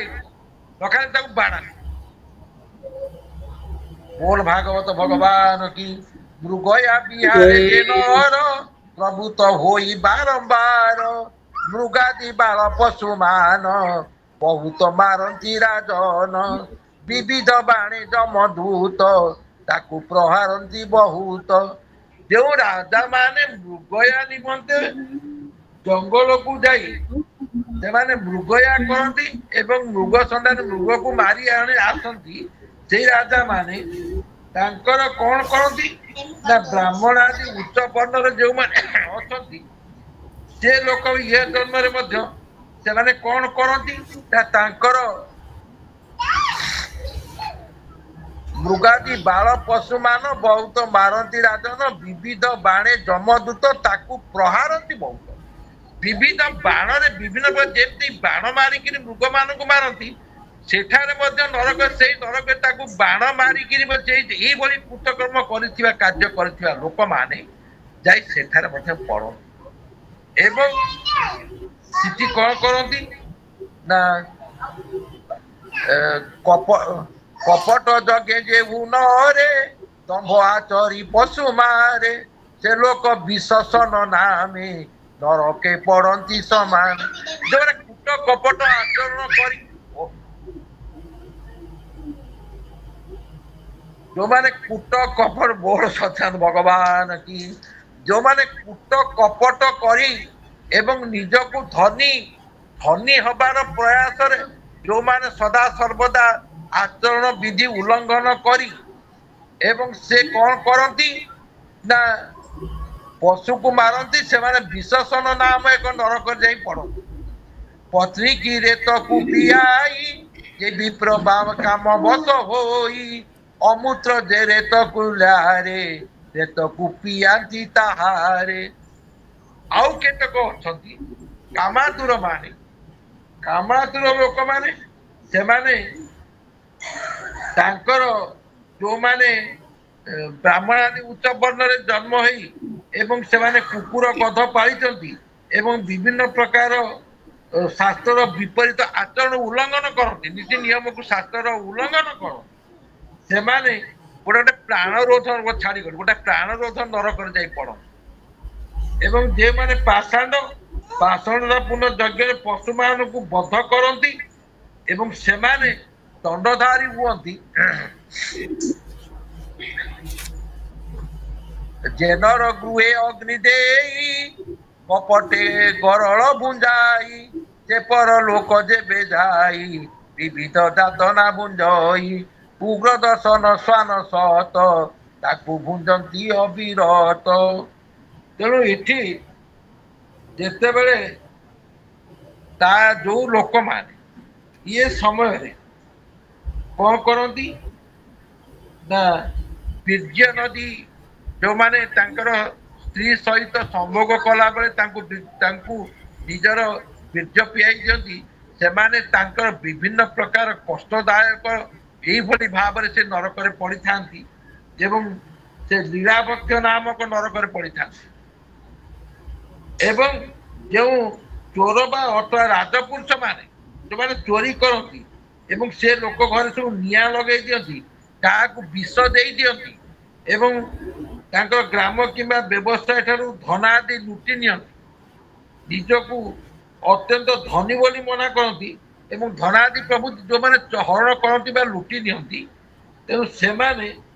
ସାରମେୟ ନାମକ ଏକ ନରକରେ ପଡନ୍ତି। ସାରମେୟ ସେଠାରେ କେତେ କୁକୁର ଅଛନ୍ତି, ଇଏ ତାକୁ କରେ ସେ କୁକୁର ତାକୁ ଚୋବେଇ ଚୋବେଇ ଚୋବେଇ ଚୋବେଇ ଖାଉ। ସାକ୍ଷ୍ୟରେ ମିଥ୍ୟା ଯେ କହି ଆପଣ ଯାଇଛନ୍ତି କେସ୍ 2 ଜଣଙ୍କ ଲାଗିଛି, ସାକ୍ଷୀ ଭାବରେ ଆପଣ ମାନେ ଯାଇଛନ୍ତି। ତେଣୁ ଯୋଉମାନେ ସାକ୍ଷୀ ଯାଆନ୍ତି ସାକ୍ଷ୍ୟରେ ମିଥ୍ୟା ଯେ କହି ଅବାଧି ନରକ ସିଏ ଅବିଧି ନରକରେ ପଡନ୍ତି। ଏବଂ ଅଧକୁ ହୁଅଇ ତା ଶିର ନରକ ଭୁଞ୍ଜଇ ପାମର। ତେଣୁ ତାର ଶିରକୁ ନୁଆଇ ଦିଅନ୍ତି ଏବଂ ତା ଗୋଡ ଦିଟା ଉପରକୁ ଟେକି ତାକୁ ମଧ୍ୟ ତାକୁ ସେଇଭଳି ଖାଇବାକୁ ଦିଅନ୍ତି। ଯାହାର ଶ୍ରେଷ୍ଠ ଯେଉଁ ଜନ ଯେ ତାଙ୍କୁ ନ କରେ ବନ୍ଧନ, କ୍ଷାର କର୍ଦମେ ଯେ ପଡଇ ବହୁତ ଯାତନା ଭୁଞ୍ଜଇ। ଆମେ ଯଦି ଗୁରୁଜନ ମାନଙ୍କୁ ତାଙ୍କର ଯୋଉ ଭଳି ଭାବରେ ଗୁରୁଜନ ମାନଙ୍କୁ ଆମେ ସେଇଭଳି ତାଙ୍କୁ ସମ୍ମାନ ଦବା ଏବଂ ପିଲାମାନଙ୍କୁ ସ୍ନେହ କରିବା, ଇଏ ସମସ୍ତେ ଯଦି ଆମେ ନ କରିବା, ଯେ କଣ କରିବ ତାକୁ ନ କରେ ବନ୍ଧନ, କ୍ଷାର କର୍ଦମ ଏକ ଅଛି ନର୍କ, ସେଇ ନର୍କରେ ଯାଇ ସେମାନେ ପଡନ୍ତି। ଯେ ପ୍ରାଣୀ ନର ମେଧ କରେ ଦେବତା ସନ୍ତୋଷ ପ୍ରକାରେ, ସ୍ତ୍ରୀ ବାଳକ ପଶୁ ମାରେ ଡାକିନି ଆଦି ରୂପ ଧରେ, ସେହି ବାଳକ ପଶୁ ମାନେ ପ୍ରବେଶୀ ଯମର ସଦନେ, ରାକ୍ଷସ ରୂପକୁ ଆପଚରି ଶୁଣି ତ ପିବନ୍ତି। ତାର ବଡ ଆଶ୍ଚର୍ଯ୍ୟ କଥା ଭାଗବତ କଣ ନାହିଁ। ଗୋଟେ କଥା ଏଇଠି କହିଲେ କଣ ନା, ଯିଏ ଯୋଉମାନେ ଦେବତା ଯୋଉଭଳି ଭାବରେ ଅଛନ୍ତି, ସ୍ତ୍ରୀ ବାଳକ ପଶୁ ମାରେ ଏବଂ ଡାକିନୀ ଆଦି ରୂପକୁ ଧାରଣ କରନ୍ତି। କାରଣ ଏବେ ନାହିଁ, ମୁଁ ଯଦି 50 ବର୍ଷ ତଳର କଥା କହିବି, କାରଣ ପ୍ରତ୍ୟକ୍ଷରେ ମୁଁ ଦେଖିଛି ଡାହାଣୀ ଚିରିଗୁଣି ମୁଁ ଦେଖିଛି ଏବଂ ସେ ଭୂତ ପ୍ରେତ ଆଦି ୟାକୁ ମୁଁ ଦେଖିଛି। କିନ୍ତୁ ସେମାନେ ଆମର ଏଠି ସେତେବେଳେ ରାସ୍ତା ଏତେ ନଥିଲା, କଙ୍କିଳ ରାସ୍ତା, କାଦୁଅ ବାଟ ଯିବା ଆସିବା ସେତେ ନଥିଲା। ଯୋଉମାନଙ୍କର ପିଲା ଜନ୍ମ ହେଇ ପାରୁନାହିଁ ବା ନ କରିପାରି ଯୋଉମାନେ ମରିଗଲେ, ସେମାନଙ୍କୁ ଆଣି ଗୋଟେ ଆମର ଚିରୁଗୁଣି ବାଙ୍କ ଅଛି, ସେ ଚିରୁଗୁଣି ତାଙ୍କୁ ଚିରୁଗୁଣି କହି ତାକୁ ଦିଅନ୍ତି, ତା ପେଟ ଟିକେ ଚିରି ଦିଅନ୍ତି। କିନ୍ତୁ ସିଏ ରାତିରେ ବାହାରିକିରି ସେ ଚିରୁଗୁଣି ତା ପୁଅକୁ ଗୋଟେ ସେକୁଥିବ। ମୁଁ ବି ଦେଖିଛି, କାରଣ ବହୁତ କଥା ଦେଖିଛି। ତେଣୁ ସେ କଥା ଡାକିନି ଯୋଉମାନେ ବହୁତ ଏମାନେ ସବୁ ଯେ ଭୂତ ପ୍ରେତ ଯେ ସବୁ ଅଛନ୍ତି, ଯେ ସବୁ ଥିଲେ ମରିଗଲେ, ଯୋଉମାନେ ଅବିବାହିତ ପୂର୍ବରୁ ମରିଯାଆନ୍ତି ସେମାନେ ଭୂତ ହୁଅନ୍ତି ଏବଂ ସେମାନଙ୍କର ମଧ୍ୟ ତାକୁ ନେଇ ଏବେ ବର୍ତ୍ତମାନ ସବୁ ଗୟା ଯେଉଁମାନେ ଯାଉଛନ୍ତି, ପିତୃପୁରୁଷ ମାନେ ଆଗ ଶ୍ମଶାନକୁ ଯାଇ ସେମାନଙ୍କର ନାମ ଧରି ଡାକୁଛନ୍ତି, କିଏ ଅଛ ସବୁ ଅଛ ଆସ, ମୁଁ ଯାଉଛି ଗୟାରେ ତୁମ ନାଁ ସବୁ ଡାକିବି, ଏଇଠି ଡାକିକି ଯିବେ ଶ୍ମଶାନରେ, ଏଇ ଲୋକ ସବୁ ମୋ ସାଙ୍ଗରେ ଆସ, ମୁଁ ସେଇଠି ତୁମକୁ ଶ୍ରାଦ୍ଧ ଦେଇଦେବି, ତର୍ପଣ ଦେଇଦେବି, ତୁମେ ସେ ମୁକ୍ତି ପାଇଯିବ। ଏମିତି କେତେ ଲୋକ ବି ଗଲେଣି, ଯାଇଛନ୍ତି, କାରଣ ସେ ଆଗରୁ ଆଉ ନାହାନ୍ତି। କାରଣ ସେମାନେ ଆସିକି ଦାଣ୍ଡରେ ନୁହଁ ତ ଦଣ୍ଡାରେ ଆସି ସେମାନେ ସବୁ ରାତିରେ ବୁଲନ୍ତି। ଛାଡ଼ନ୍ତୁ, ତେଣୁ ସ୍ତ୍ରୀ ବାଳକ ପଶୁ ଯିଏ ମାରିବ ଡାକିନି ଆଦି ରୂପ ସେଇମାନେ ଧାରଣ କରିବେ ଏବଂ ସେହି ବାଳକ ପଶୁ ମାନେ ପ୍ରବେଶୀ ଯମର ସଦନେ, ଯିଏ ମରିଥିବେ ସେମାନେ ଆଗତରା ଯାଇକି ଯମ ଭୁବନରେ ଥିବେ ଏବଂ ଯିଏ ତାଙ୍କୁ ମାରିଥିବ ସିଏ ପଛରେ ଯେତେବେଳେ ଯିବ, ସେ ପଛରେ ରାକ୍ଷସ ରୂପକୁ ଆସରି ଶୋଣିତ ପିବନ୍ତି ତାହାରି। ଏମାନଙ୍କୁ କୁହାଯାଏ ତତେ ସେ ମାରିଥାଏ, ତୁ ତା ଶୋଣିତ ପିଇ, ତା ରକ୍ତ ପିଇଯା। ତେଣୁ ସେଇ କଥା କହୁଛନ୍ତି, ସେ ସ୍ତ୍ରୀ ପୁରୁଷର କତ ଖାଇ ହୁଅନ୍ତି ମଦେ ମତ, ନାଚନ୍ତି ଗାୟନ୍ତି ହର ସେ ଯେମନ୍ତେ ରାକ୍ଷସ ପୁରୁଷେ। ବୋଲ ଭାଗବତ ଭଗବାନ କି। ଆଜି କହୁଛନ୍ତି ସେଇମାନଙ୍କୁ ଯେ ଯେଉଁମାନେ ଏଭଳି କାର୍ଯ୍ୟ କରୁଛନ୍ତି, ଯେଉଁ ବ୍ୟକ୍ତି ଇହ ଲୋକରେ ନିମ୍ନ ସ୍ତରରେ ହୋଇ ମଧ୍ୟ ନିଜକୁ ବଢେ ମନେ କରି ଜନ୍ମ ବିଦ୍ୟା ତପ ଆଚାର ଇଏ ସମସ୍ତ ଯମ ନିୟମ ଆସମ ପ୍ରାଣାୟାମ ପ୍ରତ୍ୟାହାର ଧର୍ମ ଏସବୁ ଯେ ଭୁଲି ଯାଆନ୍ତି ଏବଂ ସେମାନେ କଣ କରନ୍ତି ନା ବଞ୍ଚି ଥାଉ ଥାଉ ବି ମଲା ସମାନ ସେମାନେ, ଏବଂ ମରିବା ପରେ ଯମଦୂତ ମାନେ ତାକୁ ନେଇକି ତା ମୁଣ୍ଡ ତଳୁ କରି କ୍ଷାର କର୍ଦମ ନାମକ ନରକରେ ପକେଇ ଦିଅନ୍ତି। ଏବଂ ଯେଉଁ ମନୁଷ୍ୟ ମାନେ ଇହ ଲୋକରେ ନରମେଧାଦି ଦ୍ଵାରା ଭୈରବ ଯକ୍ଷ ରାକ୍ଷସ ଆଦିକୁ ପୂଜା କରନ୍ତି, ସେମାନେ କଣ କରନ୍ତି ନା ସେମାନେ ରକ୍ଷଣ ଗଣ ଭୋଜନ, ଯୋଉମାନେ ଆଗରୁ ରକ୍ଷିତ ଭାବରେ ଅଛନ୍ତି ସେଇ ରକ୍ଷଣ ଗଣ ଭୋଜନ ନାମକ ନରକରେ ପକାନ୍ତି। ସେଇମାନଙ୍କୁ ସିଏ ତତେ ଏହା କରିଥିଲା, ଯା ଯମ କହନ୍ତି ଯା ତୁ ଏହା କର ତାକୁ ପଠାନ୍ତି ସେ ଯୋଉ ପୁଳେ ଥାନ୍ତି ତାଙ୍କୁ ଯାଇକି ତାଙ୍କ ରକ୍ତ ଶୋଷଣ କରନ୍ତି ତାଙ୍କୁ ବହୁତ କଷ୍ଟ ନିର୍ଯାତନା ଦିଅନ୍ତି।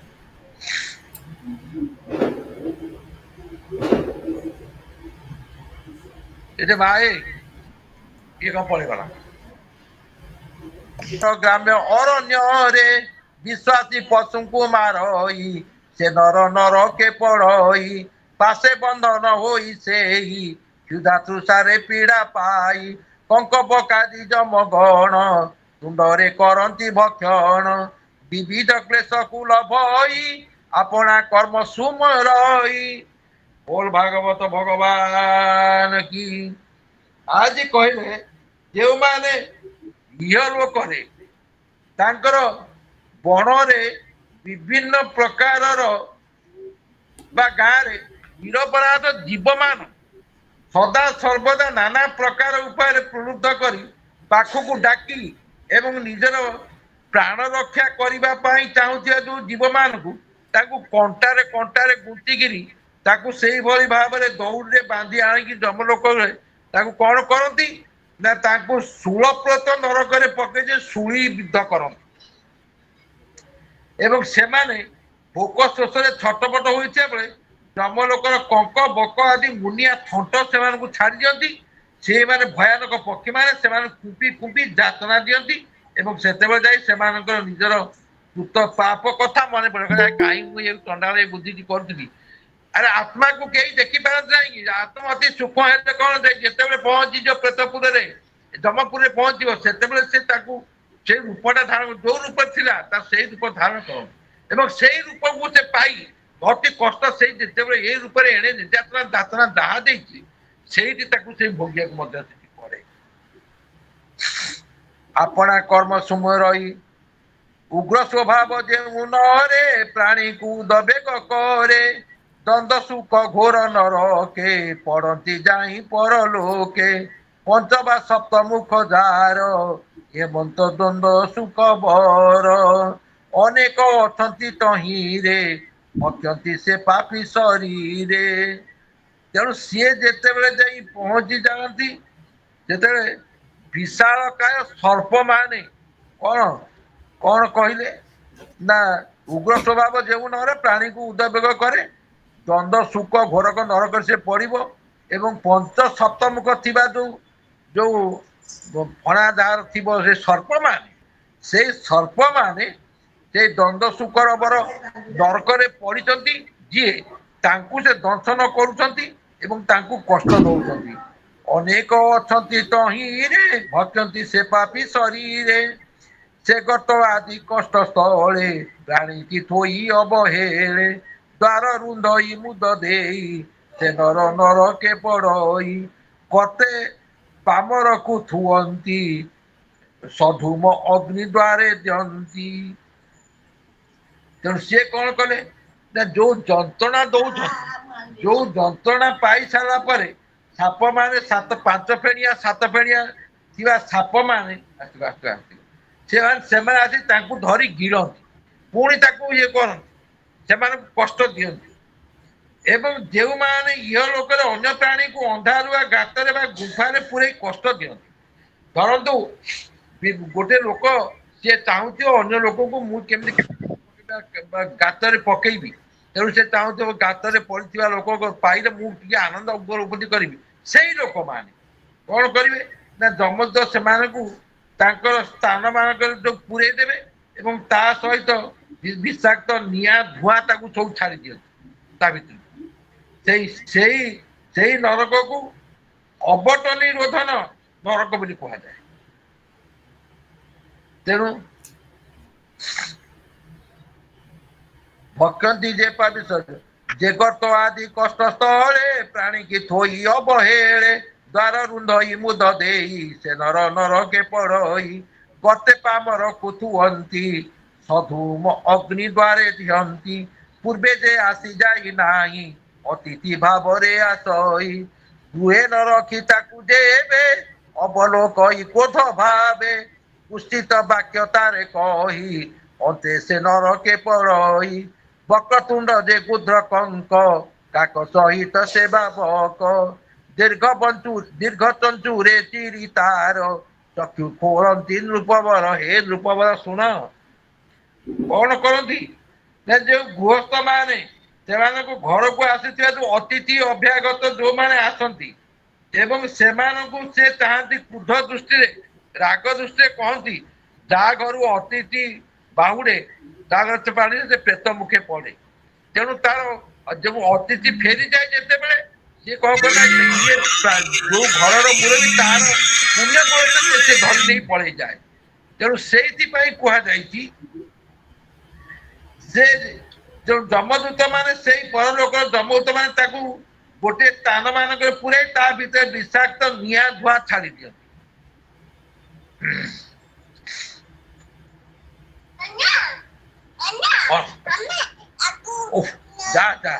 जीव आज जो कर्म सब कर चलती कौ कर्म कौ नरक भोगिब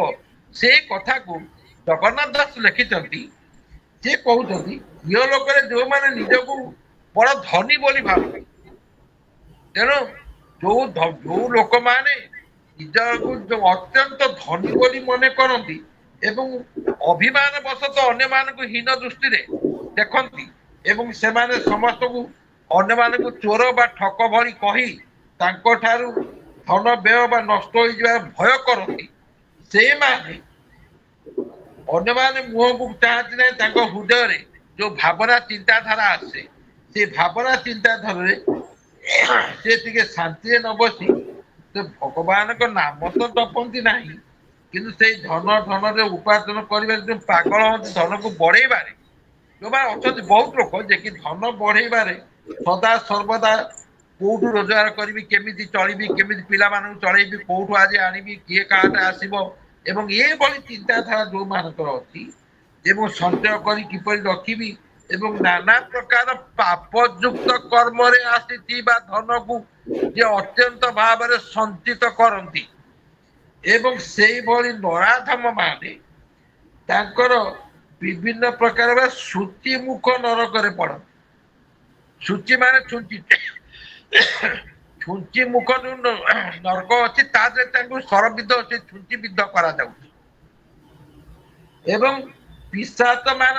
देह सारा दरजी भली जमी दरजी छुंची जमी फुटे सिले करे से पिशाच मान अच्छा से पिशाच मान से छुंची तार शरीर को सदा सर्वदा फुटौ निवृत्ति मार्गर लक्षण आगे तो कही राजन एत तो 10 भाग होई ब्रह्मांड कोशे बोलाई पुराण अनुमान करी तुम्हारे कहलु विस्तारी जे भागवत नारायण महापुरुष भगवान वरिष्ठ रूप ताकर माया गुण रे नृपवर कहले जो माया गुण रे बसते राजा भाई राजा परीक्षित शुण जो लोक माने ये भली जम लोक एपरी 100 हजार हजार नरक कारण आकर 4 लाख 84 जाति जीव जल थल नभवासी तुलसीदास लिखिले आकर 4 लाख 84 लक्ष ध्वनि परिवर्तन कर जो जीव आसुची 4 प्रकार जीव किए से अंडज जरायुज उद्भिद ये 4 प्रकार कर्म अनुसार को कर्म द्वारा से कि फल पाँच से कर्म मान से कहते तेणु ये जमलोक यहपरी 100 हजार हजार नरक अच्छी जो नरक कथा कहली से नरक मान विषय आउ गोटे कथा कहबी कौन अधर्मी मान जो मैंने आसती से नरक पड़ी निजर कर्मानुसार बारंबार सड़ जो कर्म कहीं कर कर्म किए कौ कर्म कौ दंड पाइब से दंड से दंडित हो बारंबार बारंबार से धर्माता पुरुष मान स्वर्गादि को जाई सुख भोग करते से जमपुर बांटी दिजाए कौटी किए किए जीव जदि से भली पुण्य कर्म करिथिबा व्यक्ति माने हमर श्रीमद् भगवत गीता कहले कहले जो माने भगवान को पुरी की जानती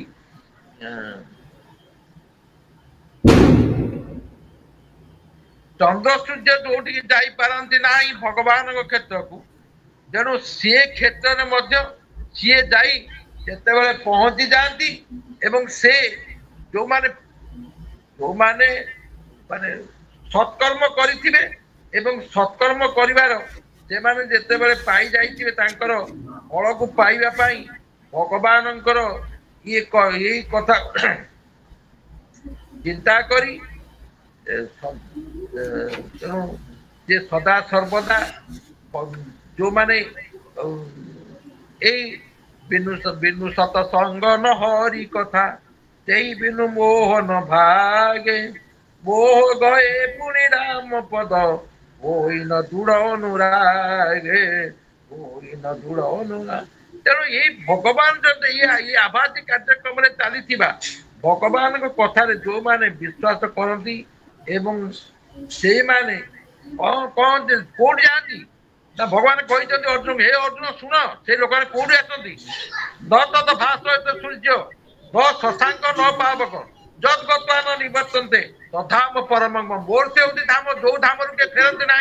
मु अतीत आग माने पछरे कहूरी राम गोटे शब्द कही विष्णु पुरी जाए पहुंचला तेणु समस्त कही भगवान कहले अरे तुम्हें तो कांधे बोईकी जाऊ आंच एते मूल्य राम नाम महत्व मो पुर आसी पहुंच जाइए मो धाम न तदभाष सूर्य न शशांक न पावक जद गत्वा न निवर्तन्ते तद्धाम परम मो धाम पहुंच सारा ताठार पुण्य किए हो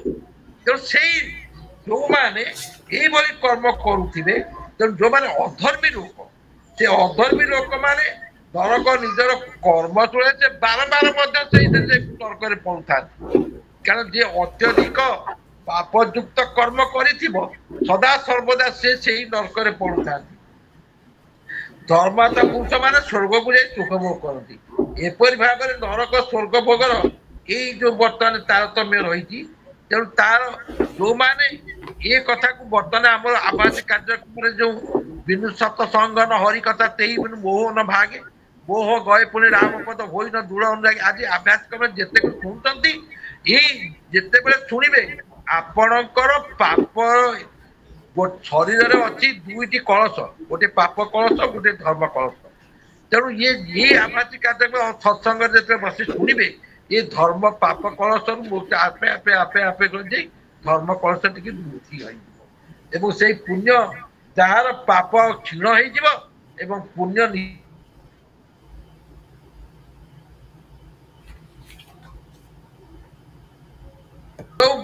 पथरु जो मार्ग से निवृत्त हम एवं से निवृत्त मार्ग विषय पूर्व द्वितीय स्कंद आपंकर कहुई तेणु एवं पुराण आदि भगवान स्थूल रूप जो माया रूप जो भगवान सदा सर्वदा प्राणी को आत्मजात कर माया रे माया छन न रही से केबे ये कर तेणु यार वर्णना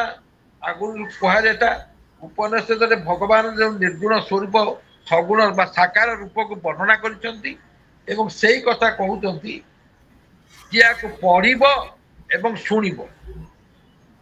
एवं जी शुणाइब तेणु तार श्रद्धा भक्ति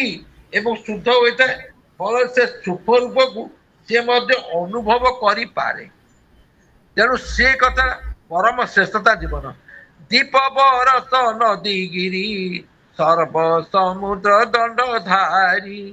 पाताल दिग जे नरक भाग लक्षण जेते लोक ईश्वर स्थूल जे शरीर आश्रय सकल जीवर ये सर्व विभाग प्रकारे भोन रूप कहलु तुम्भरे तेणु हे राजा ये कथा को मु कहली कौन ना दीप बरस नदी गिरी समुद्र ये जेते हे दंडधारी ए दंडधारी जमगुईटी कहुई एवं पाताल जेते नरक अच्छी स्वर्ग रे जेते नरक अच्छी एवं ये नरकर आश्रय सकल जीवन तुम्हें एवं ये भोन रूप कहलु तुम्हारे तेणु ये कौन ना एमाने सुख रूप तेणु बोल सत्यान भगवान की ये माने भगवान को स्थूल सूक्ष्म उभय रूप विषय वर्णना करी प्रथम स्थूल रूप चित्त को आग आनी तेणु स्थिर करने से धीरे धीरे स्थूल रूप चित्त को नहीं अति सूक्ष्म रूप नौ वो क्या द्वारा नौ ना जिते सूक्ष्म रूप धरवे से सूक्ष्म रूप हूँ के सत्संग द्वारा ये शुणा द्वारा श्रवण कीर्तन विष्णु स्मरण पाद सेवन अर्चन बंदन दास्यम सख्य आत्मनिवेदन जिते भक्त कर दिए शुणी शुणी शुणी शुणी जिनके सवन समुद्र समाना कथा तुम्हारी सुभग सरीना जिनके सवन आपण कान हूँ गोटे गोटे समुद्र समुद्र जिते जा नदी पड़ी समस्ते सत्ता हर बसती समुद्र से आपण कान हूँ गोटे गोटे समुद्र एवं से समुद्र जिते हरि कथा पढ़ुना कहीं से समुद्र जो लीन अच्छे आपण बुद्धि विवेक बुद्धि कर आगुसार पंडित व्यवहार आप आनी विवेक सहित आगु हृदय स्थान देवे से हृदय जिते आप स्थिर चित्त भगवान के प्रति समर्पित भाव समर्पण करदे ताहले कौन हम ना से चित्त स्थूल रूप चित्त को सदा सर्वदा धरिकी सूक्ष्म रूप आसवाई जिते दिए चेष्टा करे से धीरे धीरे से स्थूल रूप चित्त को आनी सूक्ष्म रूप लगे समस्त उचित कर्तव्य तेणु ये कथा तो कहे तेणु हे परीक्षित मु तुमको बर्तमान कौन कहली ना कही जगन्नाथ दास पंचम स्कंदे सुधारस सादरे प्रिय साधु प्राणी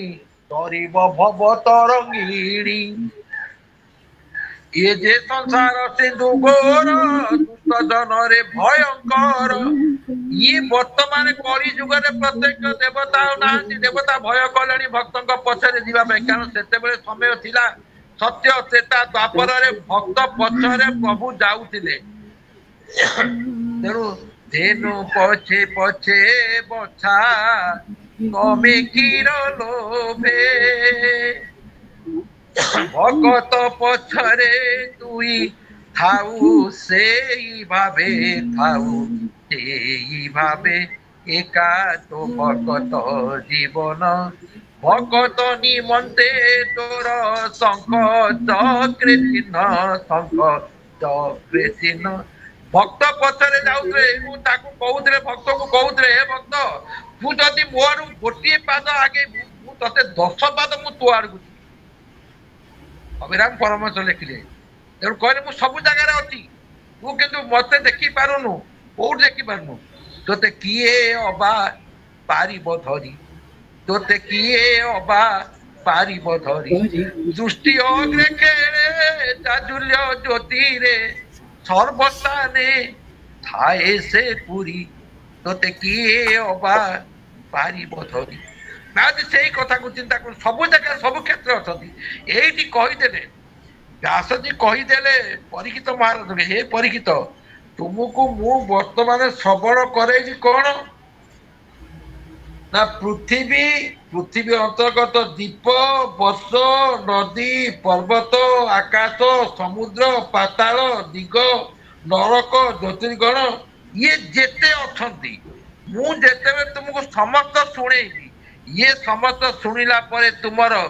तेणु तुम ध्रुव सत्य तेणु तुम्हें निश्चित भाव में भगवान क्षेत्र को जीव कारण ये शुणिला लोकर राम नाम पाप क्षय कृष्ण नाम पाप क्षय जते पापी कर न पारे पाप से तेणु ये कृष्ण नाम को श्रवण करी तुम्हें जिते जाइज तुम जो पाप थिला से पाप जाक आज विमोचन हो गला नष्ट हो गला तेणु से कहले कही दास कही जगन्नाथ दास पंचम स्कंदे सुधारस सादरे प्रिय साधु प्राणी तरीब भव तरंगिणी ये जे संसार सिंधु घोर दुष्ट जन रे भयंकर ये संसार जेते बेले रही तेणु से तोर माया जाल तू जेते बेले भ्रमित हो रही तो कौन कहले पूर्ण नाभि बत खेलु पूर्ण नाभि बत खेलु इच्छा शक्ति बले उद्भव होई तू धर्म स्थापु काले काल हे प्रभु आपण नाम तिष्ठामि वैकुंठे जोगिनां हृदयरत मद भक्ता दत्त गायन्ति तथ तिष्ठामि नारद आपण एक कथा कहउछन्ति मु नारद सेही भक्त मान पाखरे अछि किंतु वो माया मते मु छाड़ी नाही वो माया मते अगोचर काहू जानिबे नरछार तेणु सेही माया रे रही ये संसार सिंधु घोर सिंधु रूपेण जल रूपेण महानवा कैवर्त तार माछटे धरुଛି ଜାଲରେ ତେଣୁ कैवर्तକୁ ମାନେ कैवर्त ପ୍ରସଙ୍ଗରେ ମୋ ଜାଲ ସିନା ତ ସୂତାରେ ତିଆରି ତୋ ଜାଲ ତ ମାୟା ଜାଲ ମୁଁ ଧରଇମି ନ ତୁ ଧରଉ ମନ ଦୁହିଁ ତ ଏକ ପ୍ରକାର ଜୟ ଜଗନ୍ନାଥ କହିଲେ ଲକ୍ଷଣ ଲାଗିଗଲେ କହିଲେ କଣ କହୁଛୁ ନା ଭାଇ ତୁମର ଜଣେ कैवर्त ମୁଁ ବି कैवर्त ତେଣୁ ସେଇଠି कैवर्त ପ୍ରସଙ୍ଗରେ ପଡେ ତେଣୁ ସେ ସେୟାକୁ କହିଲେ ଏଠି କହୁଛନ୍ତି କଣ ନା ଦୁଷ୍ଟ ଜନର ଭୟଙ୍କର ପାଦ ପଲ୍ଲବ ଯୁଗ ଧରି ସୁଖେ ତରିବ ଭବ ବାରି ତେଣୁ ସେଇ ଯଦି ଭଗବାନଙ୍କ ପାଦ ପଦ୍ମରେ ମନ ଦେଇ ଏବଂ ଚିନ୍ତା ଚୈତନ୍ୟ ଲଗେଇ ନିଷ୍କାମ ଭାବ ଦ୍ୱାରା କର୍ମ ଦ୍ୱାରା ଯଦି ଆପଣ ମାନେ ଭଗବାନ ଆରେ ମା ଶୁଭୁଛି ହ୍ୟାଲୋ अरे आज्ञा शुभुची अन्य गति नाही सुजने चिंत भाव ग्राही सुजने चिंत भाव ग्राही सुजने चिंत भाव ग्राही बोल सत्यानंद भगवान की श्रीमद् भागवते महापुराणे परमांसां पयासिकं सहस्रं परमांसां सहितायं पंचम स्कंदे जमालयर नरक वर्णन नाम षड्विंशोऽध्याय ओम इति पंचम स्कंद समाप्त हरि ओम तत्सत् हरि ओम तत्सत् हरि ओम तत्सत् श्री कृष्णार्पण। आपण भी धन्यवाद दबा भितर गोटे प्रश्न रखिले ये शरीर तो पोड़ा हो गला गला किए से किंतु मुझे प्रथम कहवा पूर्व आप जो प्रश्न रखिले मुझे ईश्वर पाखे नवेदन करुच्ची ओम नमो भगवते वासुदेवाय परम स्वाभितक भक्तजन मानस निवास परमेश्वर परमात्मा आपण मानक जो उत्साह उद्दीपन भागवत ग्रंथ पढ़ा एवं आवास भगवान आपण को अशेष अशेष आशीर्वाद करिकी यशस्वी आयु सौभाग्यवती ऐश्वर्यक्षणी प्राप्ति करंतु समस्त गुरुजन मानक मोर प्रणाम एवं कनिष्ठ मानक आशीर्वाद प्रभु आपण को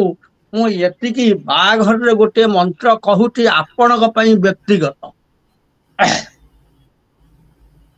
बाल्य जीवन को त्याग करी बाप घर जिते झी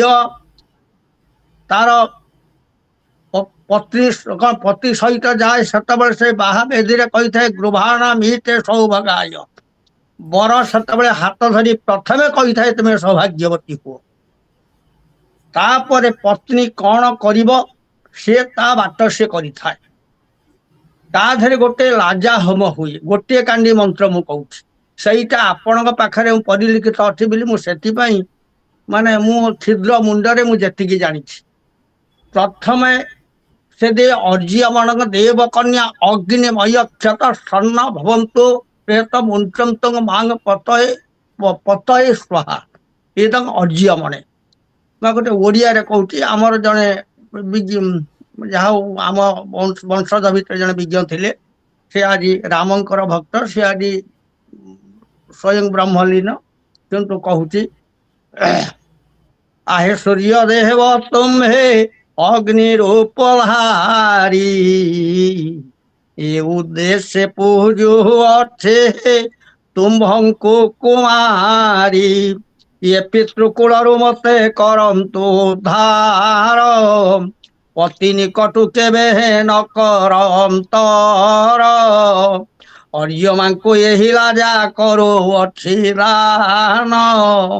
अटमती अर्यमा देव यार कारण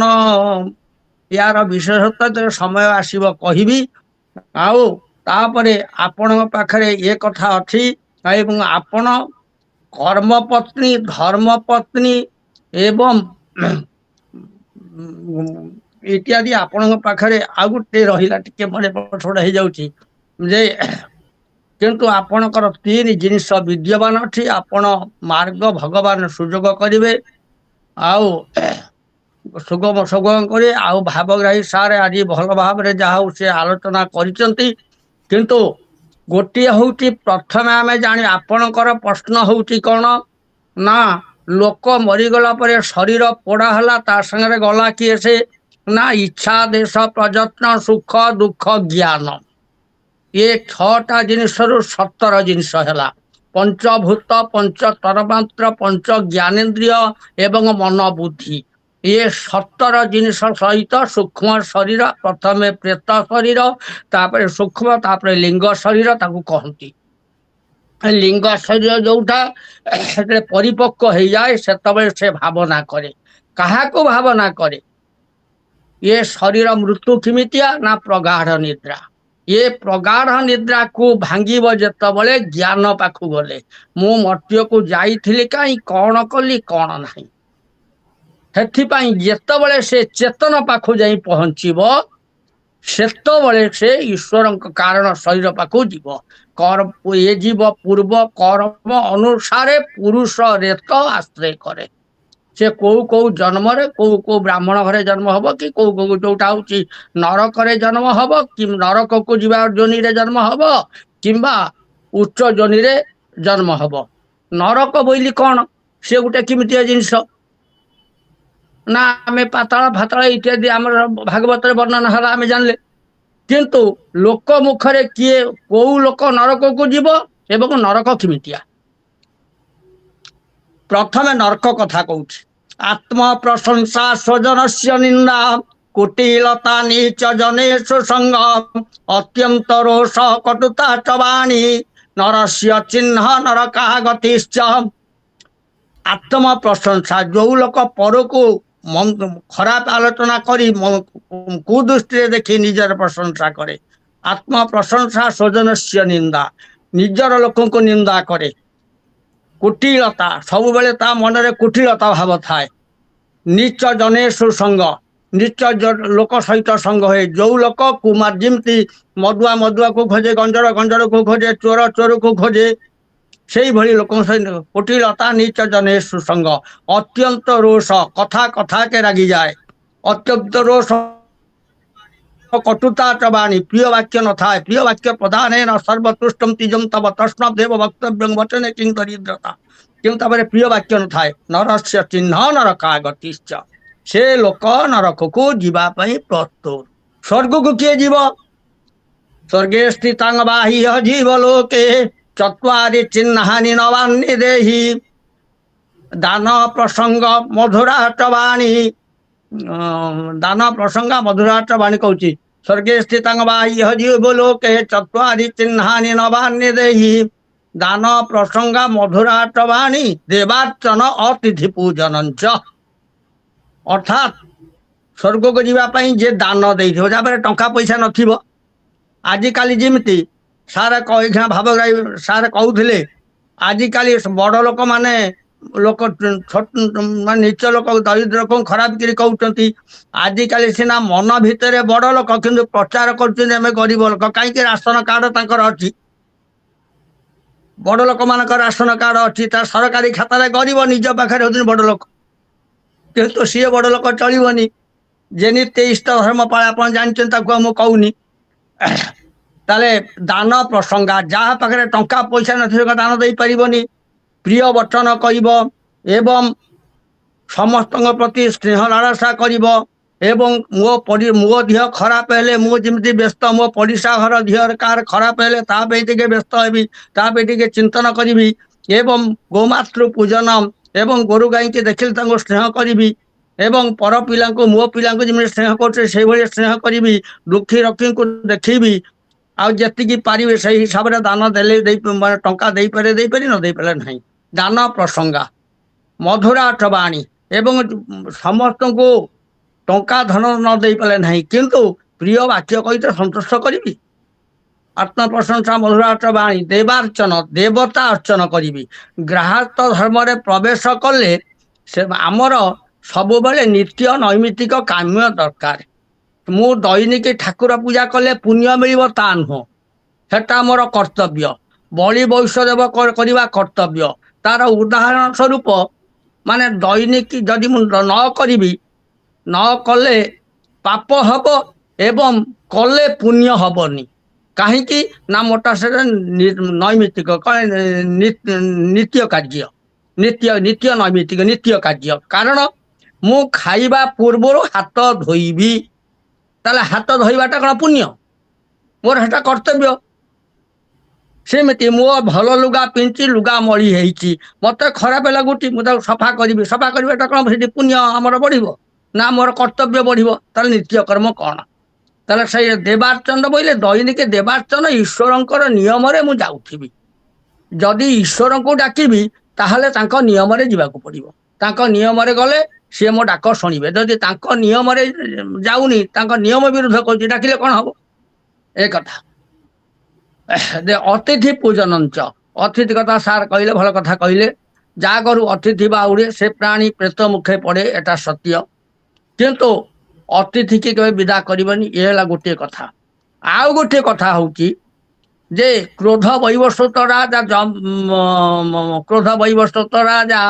कौन क्रोध वैवस्तुष्टा वैतरणी नदी विद्या काम दुखा धेनु संतोष नंदन वनम बैतरणी नदी की पारी हवा हेले बसंतु बैतरणी नदी की पारी हवा हेले बैतरणी बोले कौन आज्ञा बैतरणी होउची बस बई अर्थ होची पाप तरणी अर्थ होची नौका ताहले बैतरणी की पारी हो गले डंगारे मुझे ना धर्म एक पत गढ़ी विधि तरीवा को यही संसार बारिधि ताले धर्म एक पोत पोत बोले के ना शरीर शरीर रे जदि डंगारे पानी पशिब से लोक को पारी करि परिबो नाही एवं डंगा जदि भासिब ताले पारी करिबो ताले डंगार छिद्र कौन ना जन्मे छिद्र हृदय मनस्थ बाति तूर्णंग बृहस्पति मेतंग दधातु ये चारिटा कणा को शरीर रूपक डंगारे बंद करिया को पड़िबो प्रथमे होउची मोर आखि द्वारा मु जो दृष्टि करिबे से दृष्टि सुदृष्टि हो पश्येम शरदंग सत जीवेम शरदंग सत मोर जदि आखि सुदृष्टि हो गला ताले आखिर कणा बंद हो गला जोटा परांची खानी मुंड कठोपनिषद केनोपनिषद अच्छी एवं मोर कान मिली भद्र कथा शुणिया ताले मुझे कान बंद करदे भूल हो ताले अभद्र कथा पे कान बंद करदे भद्र कथा केतले शुणिबी जोठी भद्र कथा होउथिबो एवं भद्र कथा मु कहूथिबी अन्य को सुनाउथिबी अभद्र कथा पे कान बंद हो अच्छा तापरे हृदय कठोर वाक्य न पर हृदय दाह करणम जेतबले मु पर हृदय को दाह करिया पई कठोर वाक्य कहू नथिबी तीनोटी